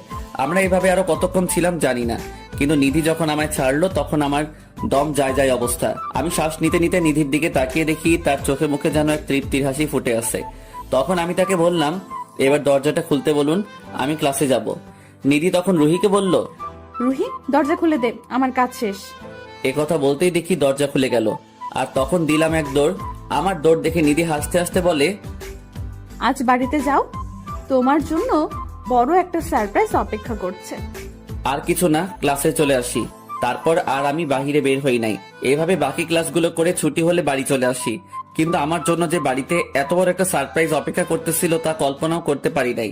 কারণ আমি আসতেই আমার ছোট বোন, ভাইয়া হাঁ কর, আমি তোকে মিষ্টি খাইয়ে দেই। আমি মিষ্টিটা খেয়ে ওকে বললাম, কি এ বাড়িতে কোনো খুশির খবর আছে নাকি যে মিষ্টি খাওয়ানো হচ্ছে? আছে, কিন্তু আমি তোমাকে বলতে পারবো না, নিষেধ আছে, আম্মু বলবে তোমাকে। কেন, তোর কি বিয়ে ঠিক হয়েছে নাকি যে তোর বলতে লজ্জা লাগে যে আম্মু এসে বলবে? আমার না, তোর বিয়ে ঠিক হয়েছে। আচ্ছা, এত ভালো খবর, তাহলে তুই যা, গিয়ে রেডি হতে থাক। আমার বিয়েতে যাবি না?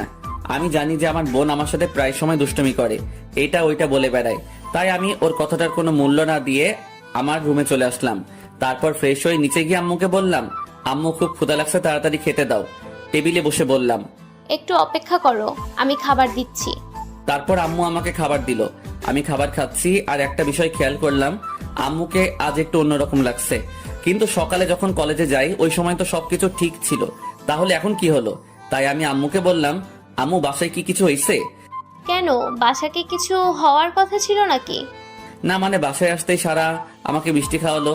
ওকে জিজ্ঞাসা করলাম মিষ্টি কেন খাওয়ালো, তখন বলল ওর নাকি বলা নিষেধ, আর এখন তুমিও জানি কেমন করে কথা বলছো, তাই বললাম আর কি।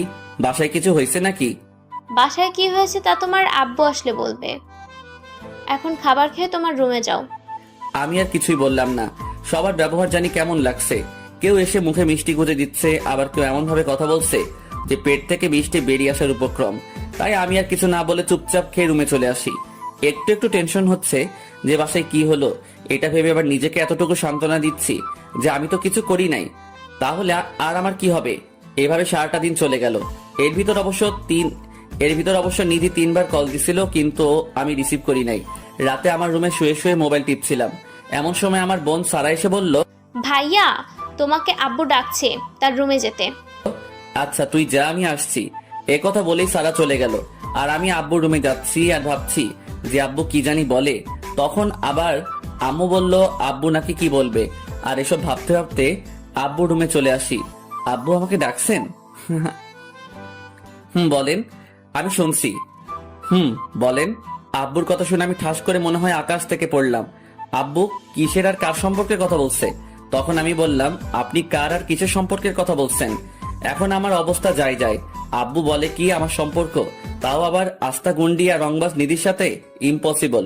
তখন আমি বললাম, আব্বু সব মিথ্যা কথা, আপনাকে মনে হয় কেউ মিথ্যা বলছে আমার নামে।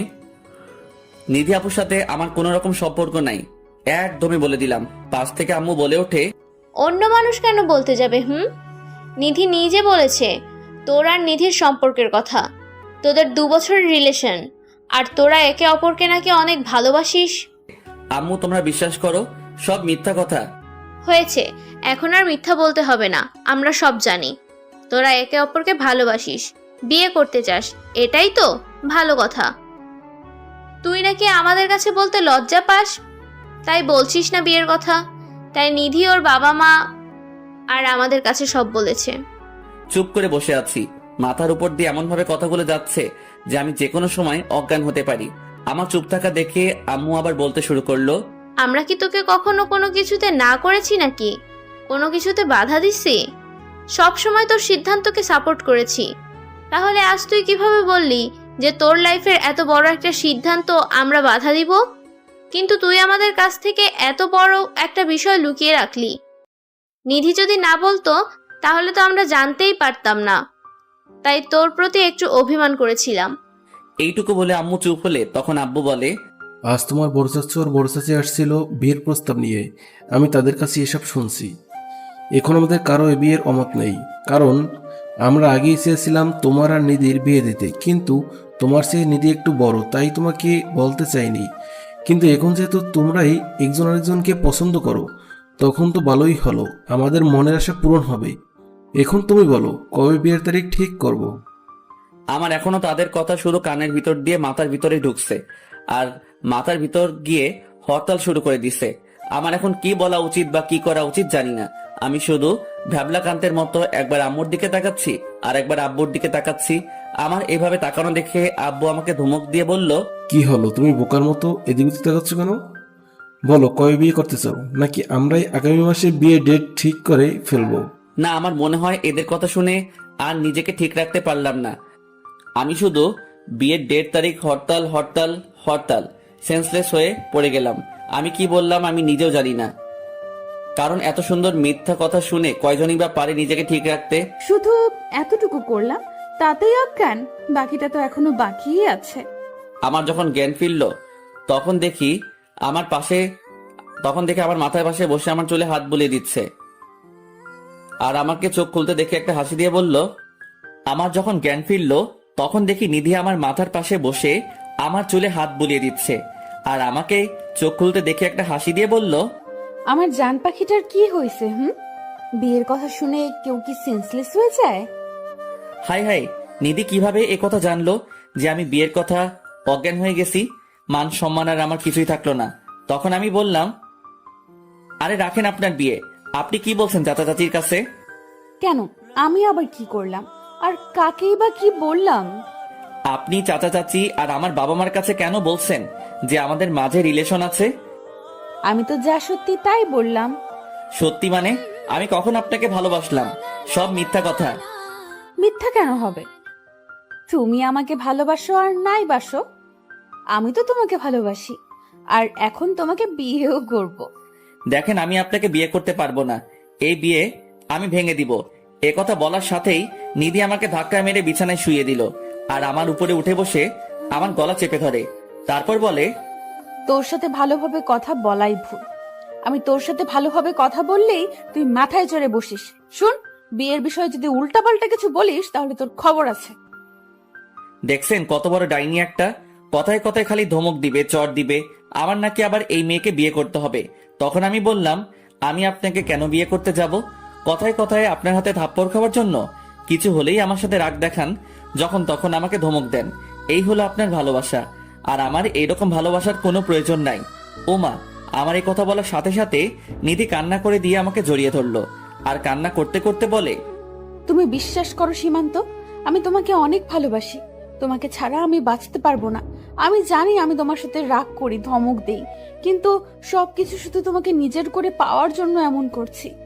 তুমি যাতে কোনো মেয়ের সাথে কথা বলতে না পারো বা কারো প্রেমে পড়তে না পারো, তাই তোমাকে সবসময় চোখে চোখে রাখতাম। কারণ আমার ভয় হতো তুমি যদি অন্য কারো হয়ে যাও, অথবা আমি যদি তোমাকে হারিয়ে ফেলি, তাহলে আমি যে বেঁচে থাকতেও মরে যাব। আর তাই আমি সব সময় তোমাকে নিজের কাছে রাখতে চাইতাম। আর আমি সব কিছু করছি শুধুমাত্র আমার ভালোবাসাটাকে বাঁচিয়ে রাখার জন্য, কারণ ভালোবাসা ছাড়া বেঁচে থাকাটা যে মৃত্যুর সমান। নিধির কথা শুনে আমি পুরো স্তব্ধ হয়ে গেছি। একটা মানুষ আমাকে এতটা ভালোবাসে যে আমাকে পাওয়ার জন্য এত কিছু করছে, আর নিধি এখন আমাকে জড়িয়ে ধরে কান্না করছে। তখন আমি বললাম, এত ভালোবাসেন আমাকে? বলেই তার মাথায় একটু হাত বুলিয়ে দিলাম। আমি নিধির মাথায় হাত বুলিয়ে দিতেই নিধি আমার বুক থেকে তার মাথাটা উপরে তুলে আমার মুখের দিকে তাকিয়ে থাকলো কিছুক্ষণ, পরে আবার বলতে লাগলো, অনেক ভালোবাসি তোমাকে, আর ভালোবাসি বলেই আজ এত কিছু করলাম। সেদিন যখন বৃষ্টি তোমাকে প্রপোজ করেছে, এটা দেখে আমার কাছে কেমন লাগছিল তা তোমাকে বলে বোঝাতে পারবো না। আমি তো ভয় পেয়ে গেছিলাম তুমি যদি আবার বৃষ্টির প্রেমে পড়ে যাও, তাই আমি ওই দিন বৃষ্টিকে এভাবে মারছি। কারণ আমি সবকিছু হারাতে রাজি, কিন্তু তোমাকে হারাতে পারবো না, কারণ তুমি শুধু আমার, আর আমি তোমার জন্য সব করতে পারি।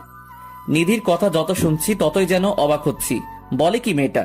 তখন আমি বললাম, আর আমি যদি রাজি না হই তাহলে কি করবেন? নিধি কিছুটা রেগে গিয়ে বলল, এতক্ষণ আমার কথা শুনে তোমার কাছে কি মনে হয়? আমি যার জন্য এত কিছু করলাম তাকে এত সহজে ছেড়ে দেব? তোমাকে তো আমার কাছে নেবই, তোমাকে তো আমার করে নিবই। হয় আপোষে নেব, না হয় জোর করে। আর যদি তাতে কাজ না হয় তাহলে আগে নিজের হাতে তোমাকে খুন করব, তারপর নিজে খুন হব, তবুও তোমাকে অন্য কারো হতে দেব না। এবার ভেবে দেখো, আমাকে বিয়ে করবে নাকি আমার হাতে খুন হবে? কোনটা করবা সিদ্ধান্ত তোমার। আরে আরে, নিধি তো সত্যি সত্যি পাগল হয়ে গেছে। আর যে মেয়ে তার ভালোবাসার মানুষকে পাওয়ার জন্য এত কিছু করতে পারে, আর যাই হোক তার ভালোবাসা মিথ্যা হতে পারে না। তাই আমি তাকে বললাম, আচ্ছা ঠিক আছে, খুন করা লাগবে না। তার মানে তুমি রাজি? রাজি, কিন্তু আমাকে কিছুদিন সময় দেওয়া লাগবে। এখন বিয়ে করতে পারবো না, কারণ আমি আপনাকে কখনো ওইভাবে দেখি নাই। তাই আমার কিছু সময় লাগবে নিজেকে ঠিক করার জন্য। আমি এই কথা বলার সাথেই নিধি আমাকে তার শরীরের সমস্ত শক্তি দিয়ে জড়িয়ে ধরছে। মনে হয় যদি পারতো তাহলে আমার বুকের ভিতর চলে যেত। তারপর নিধি বলল, ঠিক আছে, দিলাম তোমাকে সময়, কিন্তু বেশি দিন না, কিন্তু খুব তাড়াতাড়ি আমরা বিয়ে করব। আর এখন থেকে বিয়ের আগ পর্যন্ত আমরা বিয়ে প্রেম করব। আচ্ছা আপু ঠিক আছে, এখন ছাড়ুন, কেউ এসে দেখে ফেলবে। আমি এই কথা বলার সাথে সাথে দেখি নিধি আমার দিকে চোখ বড় বড় করে তাকিয়ে আছে। আর আমি কিছু বলার আগেই আমাকে আবার বিছানায় ফেলে দিয়েই আমার উপর চড়ে বসলো। তখন আমি বললাম, আরে কি করছেন কি, নামুন ওপর থেকে, কেউ এসে পড়বে, তাড়াতাড়ি সরুন। ও আর কিছু বলার আগে নিধি আমার ঠোঁটের উপর টর্চার করা শুরু করেছে। প্রথম দিকে ভালোই লাগছিল, কিন্তু কিছুক্ষণ পরই নিধি আমার ঠোঁটে কামড়ে ধরলো। এমন ভাবে কামড় দিছে যে মনে হয় এখনই ঠোঁট ছিঁড়ে ফেলবে। সরাতে গেলে আরো জোরে কামড় দেয়। আমার অবস্থা এখন যায় যায়। ঠিক এমন সময় আমার ছোট সারা আমার রুমে আসে, আর এসেই আমি কিছু দেখি নাই। সারার গলার আওয়াজ শুনে নিধি আমাকে ছেড়ে দিয়ে আমার কাছে থেকে সরে যায়, আর সারাকে বলে, কিরে, তোর আর আসার সময় হলো না, এখন কেন আসলি? আমি কি জানি নাকি যে তোমরা এখানে দিনের বেলা দরজা খুলে রোম্যান্স করছো? দরজা বন্ধ করলে কি হয়? আমি মাথাটা নিচে দিয়ে সব শুনছিলাম। তখন নিধি বলে, তা আমার আদরের ননদটা এখন কেন আসছে? আম্মু তোমাদের ডাকতেছে, বলেছে তাড়াতাড়ি আসতে। এ কথা বলেই সারা চলে যায়। তখন আমি নিধিকে বলি, দেখছেন আপনার জন্য এখন কি হলো? আমি এখন সারার সামনে কিভাবে যাব? আমার তো এখন ওর সামনে যেতেই লজ্জা লাগবে। আমার কথা শুনে নিধি একটা হাসি দিয়ে বলে, ওলে আমার লজ্জাবতী বাবুটা রে, আরেকবার যদি আমাকে আপু বলছো আর আপনি করে রাখছো, তাহলে একটু আগে যেটা করলাম মনে আছে, সেটা কিন্তু সবার সামনে করব। তখন দেখবো তোমার লজ্জা কোথায় যায়।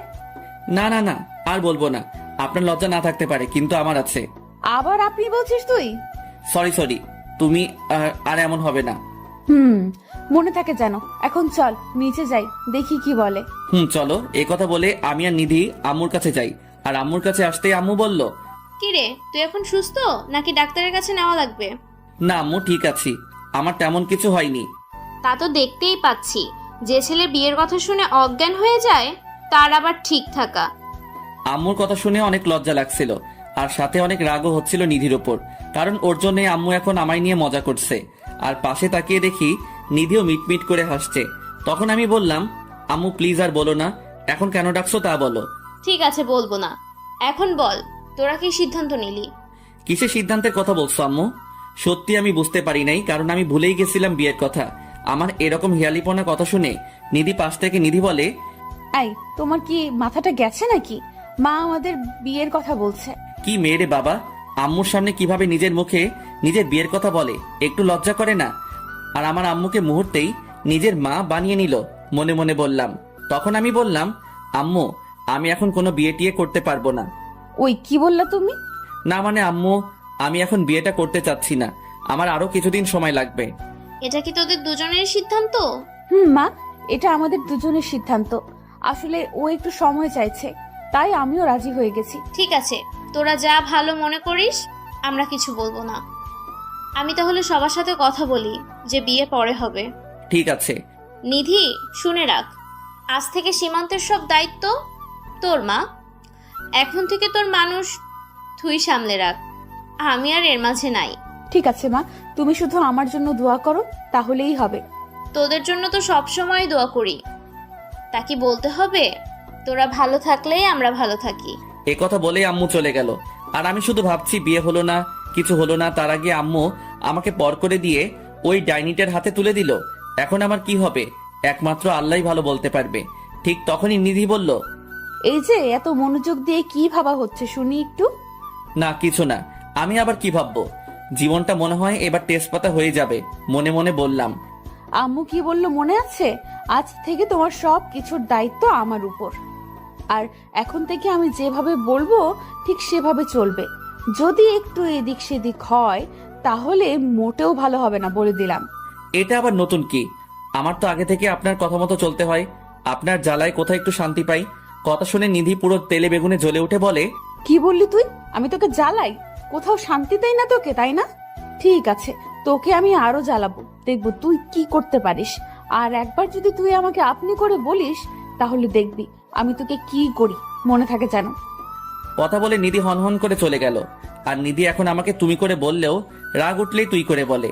আমার অবশ্য খারাপ লাগে না, কারণ আমিও নিধিকে আস্তে আস্তে ভালোবাসতে শুরু করছি। বর্তমানে এভাবেই চলছে আমার জীবন। সকালে নিধির সাথে কলেজে যাওয়া, তারপর আবার তার সাথেই ফিরে আসা, কলেজে কোনো মেয়ের দিকে না তাকানো, যেটা আগে আমার উপরে হুকুম জারি ছিল, এখন আইন আরো কড়াকড়ি করা হয়েছে। এক কথায় আমার জীবন এখন নিধিময় হয়ে গেছে। ডানে বামে ওপরে নিচে যেদিকেই তাকাই শুধু নিধি আর নিধি দেখি। কিন্তু সব থেকে বেশি উপভোগ করি নিধির ভালোবাসাটা, কারণ পাগলিটা আমাকে বড্ড ভালোবাসে, যা কয়েকদিনে বেশ ভালোভাবে বুঝতে পারছি। আর আমিও আমার পাগলিটাকে অনেক ভালোবেসে ফেলছি। আজ 3 মাস হলো নিধি আমার জীবনটা পুরোপুরি ভাবে দখল করে আছে, আমাকে এক মুহূর্তের জন্য চোখের আড়াল করতে চায় না। আজ আমি আর নিধি একসাথে কলেজে যাচ্ছি, কিন্তু রিক্সা দিয়ে। তখন নিধি বলল, সীমান্ত, তুমি আমাকে কতটা ভালোবাসো? নিধির মুখে এমন প্রশ্ন শুনে একটু অবাক হলাম, বলাই যায়। তাই আমি বললাম, কতটা ভালোবাসি তা তোমাকে কেমন করে বুঝবো? ভালোবাসা কি পরিমাপ করা যায় নাকি? প্লিজ তবুও বলো না কতটা ভালোবাসো আমাকে। আমার খুব শুনতে ইচ্ছে করছে, বলো না প্লিজ প্লিজ প্লিজ। মাঝে মাঝে নিধির এই বাচ্চামাগুলো দেখলে খুব হাসি পায়, আবার ভালো লাগে। তখন আমি নিধিকে বললাম, তোমাকে কতটা ভালোবাসি তা হয়তো তোমাকে বলতে পারবো না, কিন্তু এতটুকু বলতে পারি, তোমার কোলে মাথা রেখে আমি আমার জীবনের শেষ সূর্য অস্তটা দেখতে চাই। জীবনের অনেকটা পথ একা হেঁটেছি, কিন্তু আজ থেকে জীবনের বাকিটা পথ তোমার সাথে হাতে হাত রেখে চলতে চাই। যখন তুমি বুড়ি হবে আর তোমার নাতি নাতনিদের সাথে গল্প করবে, তখন আমি তোমার গল্প বলার কারণ হতে চাই। আর যখন আমি হারিয়ে দূর আকাশের তারা হয়ে যাব, তখন আমার যে স্মৃতিগুলো তোমার বেঁচে থাকার শক্তি হবে, আমি সেই স্মৃতিগুলোর কারণ হতে চাই। তোমাকে নিয়ে আরো অনেক কথা আছে যা আমি হয়তো বলে শেষ করতে পারবো না। আর এগুলো যদি তোমার কাছে ভালোবাসা মনে হয়, তাহলে আমি তোমাকে অনেক ভালোবাসি। আমি কথাগুলো বলে দেখি নিধির 2 চোখ বেয়ে পানি পড়ছে। তখন আমি বললাম, এই তুমি কান্না করছো কেন? তুমি আমাকে এতটা ভালোবাসো তা আমি ভাবতেও পারি নাই, তাই তোমার কথা শুনে আনন্দের চোখ দিয়ে পানি চলে আসছে। আর নিধির সাথে কথা বলতে বলতে কলেজে চলে আসি। তখন আমি, হইছে, এখন আর কান্না করতে হবে না, কলেজে চলে আসছি, তুমি তোমার ক্লাসে যাও আর আমি আমার ক্লাসে যাই। আমি রিক্সা ভাড়া দিয়ে ক্লাসের দিকে যাচ্ছিলাম, এমন সময় কে জানি আমার কাঁধে হাত দিল। পিছনে ফিরে দেখি আমার বন্ধু আতিক, কিন্তু কেন জানি মনে হয় ওর মন খারাপ। তাই আমি বললাম, কিরে বেটা, মন খারাপ কেন? মায়া কি তোকে আবার ছেঁকা দিল নাকি? মায়া আতিকের গার্লফ্রেন্ড, তাই একটু মজা করলাম। দোস্ত, তোর সাথে আমার কথা আছে, খুবই ইম্পর্টেন্ট। বল, আমি শুনছি। দোস্ত, মায়ের বিয়ে ঠিক হয়ে গেছে, আর আমি মায়াকে ছাড়া থাকতে পারবো না। কি বলিস তুই? এখন কি করবি? আমি মায়াকে বিয়ে করব, তুই যে কোনো একটা ব্যবস্থা কর প্লিজ। আচ্ছা কান্না করিস না, এখন বল মায়া কোথায় আছে? মায়া ওর ক্লাসে আছে। আচ্ছা তুই থাক, আমি আসছি। এ কথা বলেই আমি মায়ার ক্লাসে যাই। আর মায়া এবার ইন্টার প্রথম বর্ষে পড়ে। আমি ক্লাসে গিয়ে দেখি মায়া মন খারাপ করে ক্লাসের রুমে বসে আছে। আমি গিয়ে সোজা মায়ার হাত ধরে টেনে পাশে একটা খালি ক্লাসরুমে নিয়ে যাই। দেখি সাথে আরো 2টা মেয়ে আসছে, কিন্তু তারা একটু দূরে দাঁড়িয়ে আছে। তখন আমি মায়াকে বললাম, মায়া তুমি কি আতিককে ভালোবাসো? ভাইয়া, আমি আতিককে অনেক ভালোবাসি, ওকে ছাড়া বাঁচতে পারবো না। বিয়ে করবে আতিককে? করব, কিন্তু কিভাবে? পরিবার জানলে সমস্যা হবে। ওই ব্যবস্থা আমি করব, তুমি কাউকে কিছু বলবে না। আর কালকে তুমি এই ঠিকানায় চলে আসবে, বাকিটা আমি দেখব। আচ্ছা ভাইয়া, আমি সময় মতো চলে আসবো। আমি মায়া আর আতিককে সবকিছু বুঝিয়ে দিয়ে আবার কলেজ থেকে চলে আসলাম, কারণ আমাকে এখন তাদের বিয়ের ব্যবস্থা করতে হবে। অন্যদিকে লাগছে অন্য ঝামেলা। আমি যখন মায়াকে ক্লাস থেকে টেনে আনি, তখন সাথে যে 2টা মেয়ে আসছিল, তার মধ্যে একটা মেয়ে নিধিকে বলে, আচ্ছা, সীমান্ত ভাইয়া কি আপনার চাচাতো ভাই লাগে? তা জেনে তুমি কি করবে? তুমি কেন আসছো তাই বলো। কালকে সীমান্ত ভাইয়া আর আমার বান্ধবী মায়া দুজনে বিয়ে করবে এই কাজী অফিসে, তাই আপনাকে বলতে আসলাম। আই মেয়ে, কি বলছো তুমি? মাথা ঠিক আছে তোমার? সীমান্ত বিয়ে করবে মানে কি? আমি একটু আগে নিচে দূর থেকে শুনেছি বিয়ের কথা, তারা নাকি কালকে বিয়ে করবে, তাই আমি আপনাকে বলতে এলাম। এখন আপনি বিশ্বাস করলে করেন, না করলে না। আর নিধি মেয়েটার কথা শুনে যেন তার পায়ের নিচ থেকে মাটি সরে গেল। নিধি ভাবছে যে সীমান্ত তার সাথে এটা কিভাবে করতে পারলো। আর এইসব ভেবে নিধির চোখ দিয়ে অঝোর ধারায় পানি পড়তে লাগলো। সে আর দেরি না করে দ্রুত গেল মায়ের ক্লাসরুমে, গিয়ে ওই মেয়েটাকে বলল, তোমার ফ্রেন্ড মায়া কোথায়? নিধি তখন আরো 2-1 জনের কাছে মায়ের কথা জানতে চায়। তখন তারা বলে মায়া নাকি বাকি ক্লাস না করেই চলে গেছে। নিধি তখন দেরি না করেই চলে যায় সীমান্তের ক্লাসে, গিয়ে দেখে আতিক ব্যাগ নিয়ে চলে যাচ্ছে। তখন নিধি বলল, আতিক, সীমান্ত কোথায়? তাড়াতাড়ি বল। আপু, আমি খুব তাড়ায় আছি, এখন কথা বলতে পারবো না। সীমন্ত একটু বাইরে গেছে, একটা জরুরি কাজ আছে। কিসের জরুরি কাজ বল আমাকে, না হলে এখান থেকে এক পা সামনে যেতে পারবি না। বলছি কলাটা ছাড়েন আপু। শিয়াব একটু কাজী অফিসে গেছে, কালকে একটা কাজ আছে। এই কথা বলেই আতিক চলে যায় আর নিধি ওখানে বসে পড়ে আর কান্না করতে থাকে। তখন নিধির ফ্রেন্ড রুহি এসে বলে, কি রে নিধি, কান্না করছিস কেন? সীমান্ত আমার সাথে চিট করছে। কি বলছিস এসব নিধি? সীমান্ত তোকে চিট করেছে মানে? সীমান্ত আমার সাথে প্রেমের অভিনয় করে কালকে অন্যজনকে কাজী অফিসে নিয়ে বিয়ে করতে। সীমান্ত তোর সাথে কি করে এমন করতে পারে? তাহলে তুই এখন কি করবি? নিধি চোখের পানি মুছে উঠে দাঁড়ায় আর রুহিকে বলে, সীমান্ত এখন ওই নিধিকে চিনতে পারে নাই। ও আমাকে ধোকা চাইলেও আমি তা হতে দিব না, কারণ নিধি কখনো হাঁটতে শিখে নাই। আমি আজকেই সীমান্তকে বিয়ে করব, তোরা খালি দেখে যা আমার খেলা। এই কথা বলেই নিধি সরাসরি বাড়ি চলে যায়। যাওয়ার সময় সীমান্তকে বেশ কয়েকবার কল দেয় নিধি, কিন্তু সীমান্ত রিসিভ করে না। আর নিধি তখন সত্যিই ধরে নেয় সীমান্ত তাকে ধোকা দিচ্ছে। আর এসব যতই নিধি ভাবছে, তার রাগ যেন ততই বাড়ছে। নিধি বাড়িতে এসে ড্রয়িং রুমের জিনিস একটা একটা করে ভাঙতে থাকে। আর জিনিস ভাঙার শব্দ পেয়ে বাড়ির সবাই তাড়াতাড়ি ড্রয়িং রুমে এসে দেখে নিধি সব ভাঙছে। তখন নিধির মা বলে ওঠে, কি রে, কি হয়েছে তোর? এভাবে জিনিস কেন ভাঙছিস? বল কি হয়েছে? আমি আজকেই সীমান্তকে বিয়ে করতে চাই। নিধির এমন কথা শুনে সবাই অবাক হয়ে গেল। তখন নিধির মা বলল, তুই কি বলছিস? আজকে বিয়ে করবে মানে? বিয়ে কি কোনো ছেলে খেলা নাকি যে তুই বললি আর বিয়ে হয়ে গেল? আমি যখন বলেছি আজকে বিয়ে করব, তার মানে আজকেই করব। তোমরা কিভাবে ব্যবস্থা করবে তা তোমরা জানো। আর যদি আজকে বিয়ে না হয় তাহলে আমি আত্মহত্যা করব, আর আমার মৃত্যুর জন্য তোমরা দায়ী থাকবে। নিধির এর কথা শুনে সবাই বেশ ভয় পেয়ে যায়, কারণ নিধি আর যাই বলুক কখনো মরার কথা বলে না। তখন নিধির ভাই নিশাদ বলে, নিধি বোন আমার, তোর কি হয়েছে আমাকে বল, কেন তুই এরকম করছিস? সীমন্ত কি তোকে কিছু বলছে? নিধি তার ভাইয়ের কথা শুনে কান্না করে দেয়। তখন নিধি বলে, ভাইয়া, সীমান্ত আমার সাথে চিট করছে। সীমন্ত চিট করেছে মানে? কি বলিস এসব? হ্যাঁ ভাইয়া, আমি ঠিক বলছি। সীমান্ত আমাকে ঠকিয়ে কালকে অন্য একটা মেয়েকে বিয়ে করছে কাজী অফিসে। নিধি, তোর কোথাও ভুল হচ্ছে। আমরা সীমন্তকে খুব ভালো করে চিনি, ও কখনো এমন কাজ করতেই পারে না। আমার কোথাও ভুল হচ্ছে না। যে মেয়েকে সীমান্ত বিয়ে করছে তার বান্ধবী নিজে আমাকে বলছে, আর আমি সীমান্তের ফ্রেন্ডকেও জিজ্ঞাসা করছি, সেও বলছে সীমান্ত কাজী অফিস গেছে। তার মানে আমি নিশ্চিত সীমান্ত আমাকে ছেড়ে অন্য মেয়েকে বিয়ে করছে। নিধির কথা শুনে সবাই কিছুতেই বিশ্বাস করতে পারছে না সীমান্ত এমন কাজ করবে। তাই আবার নিশাদ বলে, তারপরও আমার মনে হয় এখানে অন্য কোনো বিষয় আছে যা তুই হয়তো জানিস না। তাই তুই সীমান্তকে ভুল বুঝতেছিস। একটু সময় নে, দেখবি সব ঠিক হয়ে যাবে। আমার কোনো ভুল হচ্ছে না। আর তুমি বলছো সময় নিতে? আমি এখানে সময় নিয়ে বসে থাকি আর ওইদিকে সীমান্ত বউ নিয়ে চলে আসুক, তা তো আমি হতে দিব না। আমি আজকেই বিয়ে করব, তাতে আমার ধারণা ঠিক হোক আর ভুল হোক। আর যদি আজকে বিয়ে না হয় তাহলে আমি আজকে আত্মহত্যা করব। এখন ভেবে দেখো তোমরা কি করবা, আমার বিয়ে দেখবা নাকি আমার মরা মুখ দেখবা? এই কথা বলেই নিধি তার রুমে চলে যায়। সে রুমে গিয়ে সীমান্তকে কল দিতে থাকে, কিন্তু সীমান্ত কল এখনো রিসিভ করছে না, কারণ সীমান্তের ফোন পকেটে চাপ লেগে সাইলেন্ট হয়ে যায়। ফলে সীমান্ত বুঝতে পারছে না যে কেউ তাকে কল দিচ্ছে। এদিকে নিধির এরকম কথা শুনে সবাই মিলে আলোচনা করে সিদ্ধান্ত নেয় যে আজকে রাতে পারিবারিকভাবে নিধি আর সীমান্তের বিয়ে হবে। পরে একসময় বড় অনুষ্ঠান করা হবে। নিধিকে বিয়ের কথা বলতেই নিধি অনেক খুশি হয়ে যায় আর মনে মনে রাখতে থাকে সীমান্তের ওপর। নিধি ভাবছে একবার বিয়েটা হয়ে যাক, পরে সীমান্তকে দেখে নেবে। তারপর নিধির পরিবারের সবাই মিলে সীমান্তের বাসায় চলে যায়, কারণ বিয়েটা সীমান্তের বাসায়ই হবে। অন্যদিকে আমি কলেজ থেকে বের হয়ে আর বাসায় যাইনি। সারাদিন অনেক জায়গায় ঘুরে আতিক আর মায়ার বিয়ের সব ব্যবস্থা করে ফেলছি, যাতে কালকে তাদের বিয়ে দিতে কোনো সমস্যার মুখোমুখি হতে না হয়। আর এসব করতে করতে প্রায় সন্ধ্যা হয়ে আসছে। সারাদিন মোবাইলটাও হাতে নেই, তাই পকেট থেকে ফোনটা না হাতে নিতেই চোখ আমার কপালে উঠেছে, কারণ মোবাইলে চেয়ে দেখি নিধি কল দিছে 100 বার, আম্মু কল দিছে 40 বার। আব্বু কতবার দিছে তা না হয় নাই বললাম, আমার ফোন যে সাইলেন্ট হয়েছিল আমি বুঝতেই পারি নাই।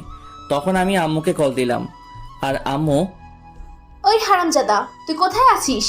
আম্মু আমি একটা কাজে আসছিলাম, তার জন্য বাড়িতে আসতে পারি নাই, আর আমার ফোনটা সাইলেন্ট ছিল, তাই তোমাদেরকে কল ধরতে পারি নাই। আরে রাখ তোর কাজ, তুই যেখানেই আছিস 30 মিনিটের মধ্যে বাসায় আসবি। আচ্ছা আমি আসতেছি, কিন্তু বাসায় কি কিছু হয়েছে নাকি? তুই তাড়াতাড়ি বাসায় আয়, তাহলে নিজেই দেখতে পারবি বাসায় কি হয়েছে। এ কথা বলেই আম্মু কলটা কেটে দিল, কিন্তু আমি কিছুই বুঝতে পারলাম না আম্মু এভাবে কেন কথা বলল। আর বাসায় অনেক চিৎকার চেঁচামেচির আওয়াজ শুনেছিলাম মোবাইলে। আবার নিধিকে কল দিলাম কয়েকবার, সেও কল ধরলো না। মনে হয় রাগ করে আছে আমার উপর, কারণ পাগলিটাকে আজ সারাদিন কল দেই নাই। আর এসব কথা ভাবতে ভাবতেই বাসায় চলে আসি। আমি বাসার ভিতরে যেতেই আব্বু বলল, সারাদিন কোথায় ছিলে তুমি? আব্বু একটা কাজ ছিল, তাই একটু বাইরে ছিলাম। যাও তাড়াতাড়ি এগুলো পরে রেডি হয়ে আসো।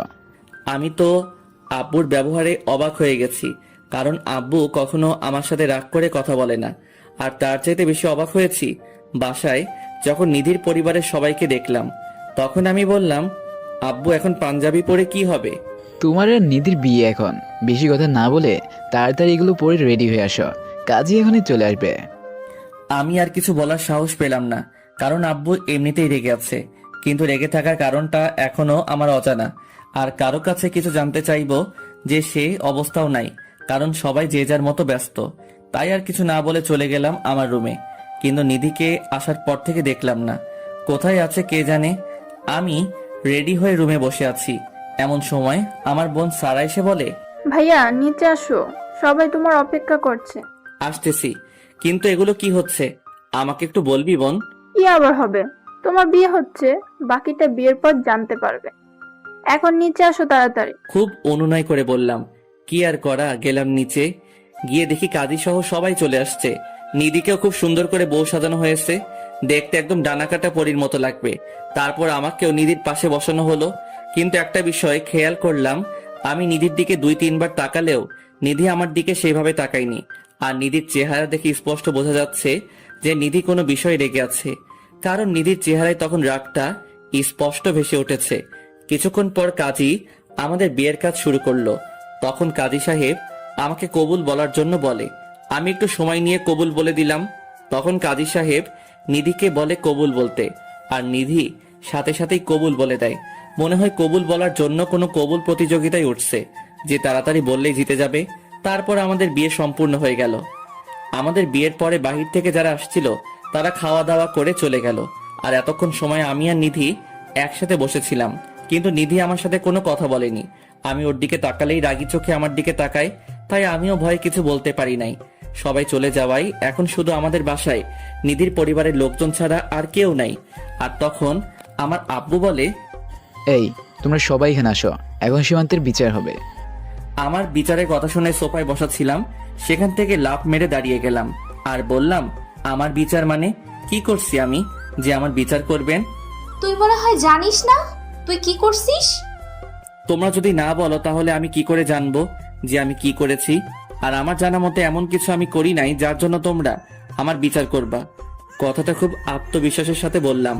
আমার এভাবে কথা বলা দেখে আব্বু বলল, তুমি কালকে কোনো মেয়েকে কাজে অফিসে নিয়ে বিয়ে করতে চাইছো? তোমার সাথে নিধির বিয়ে ঠিক হয়ে আছে, তারপরে তুমি কিভাবে এমনটা করতে পারলা? তুমি না নিধিকে ভালোবাসো? এসব মিথ্যা কথা। কে বলছে এসব আপনাকে? মিথ্যা কথা কেন হবে? নিধি নিজে আমাদের সব বলছে।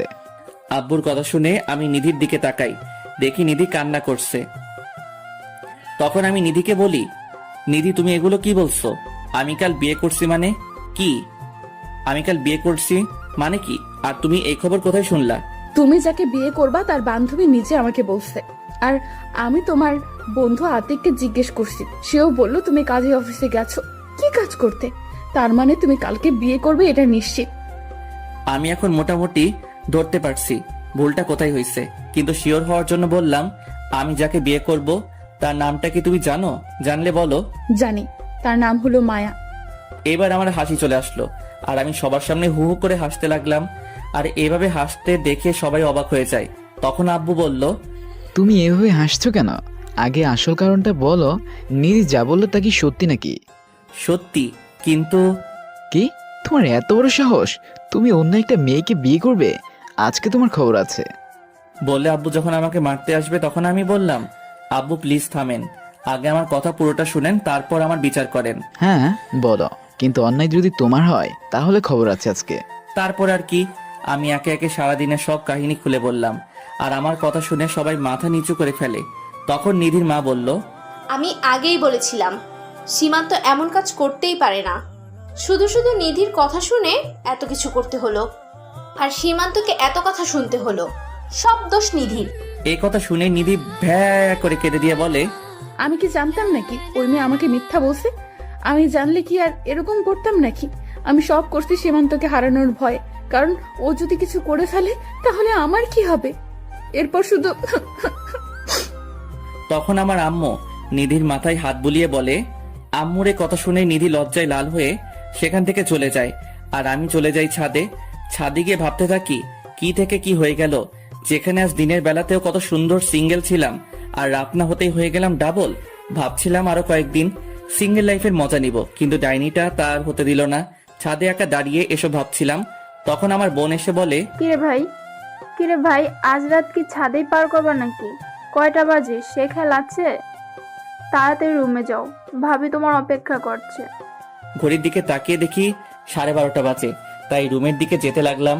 আর ভাবছি নিধিকে একটু মজা দেখাবো, তাই বুকের সাহস নিয়ে ঢুকলাম রুমে ঢুকেই দেখি পুরো রুমে ফুল দিয়ে সাজানো, আর খাটের মাঝে বসে আছে নিধি। আর আমাকে দেখে নেমে এসে সালাম করলো আর বলল, অজু করে আসো, একসাথে নামাজ পড়ে নেই। তারপর আমি অজু করে এসে দুজনে একসাথে নামাজ পড়ে নিলাম। আর নামাজ পড়ে আমি খাটে বসতেই নিধি আমাকে জড়িয়ে ধরে আর বলে, প্লিজ আমাকে ক্ষমা করে দাও, আমি বুঝতে পারিনি। ঠিক আছে, দিলাম ক্ষমা করে। তাহলে এখন আমাকে আদর করো, আমার না খুব আদর আদর পাচ্ছে। আমি এখন কিছুই করতে পারবো না, সর, আমি ঘুমাবো। নিচে আম্মু কি বললো ভুলে গেছো? আদর না করলে তাদের কথা কেমনে রাখবো? আমি কিছু জানি না তুমি কিভাবে তাদের কথা রাখবে। আমি কিছু করতে পারবো না। আমার কথা শোনার সাথেই নিধি রেগে যায় আর আমাকে বিছানায় ফেলে দিয়ে আমার উপরে শুয়ে বলে, ঠিক আছে, তোমার কিচ্ছু করতে হবে না, যা করার আমিই করছি। আজকে আর কোনো বাধা মানবো না, সব কিছু নিজে করে নিব। আরে আরে কি করছো? চুপ, একদম চুপ। তোমার গল্পের নাম কি দিছো? ভয়ঙ্কর রাগী রংবাজ সিনিয়র চাচাতো বোন, তাই না? এখন আমি তোমার ভয়ঙ্কর রাগী রংবাজ সিনিয়র বউ, আর রংবাজ বউ এখন তোমার সাথে রংবাজি করবে। এই কথা বলে নিধি সীমান্তের উপর ঝাঁপিয়ে পড়ে রংবাজি করতেছে।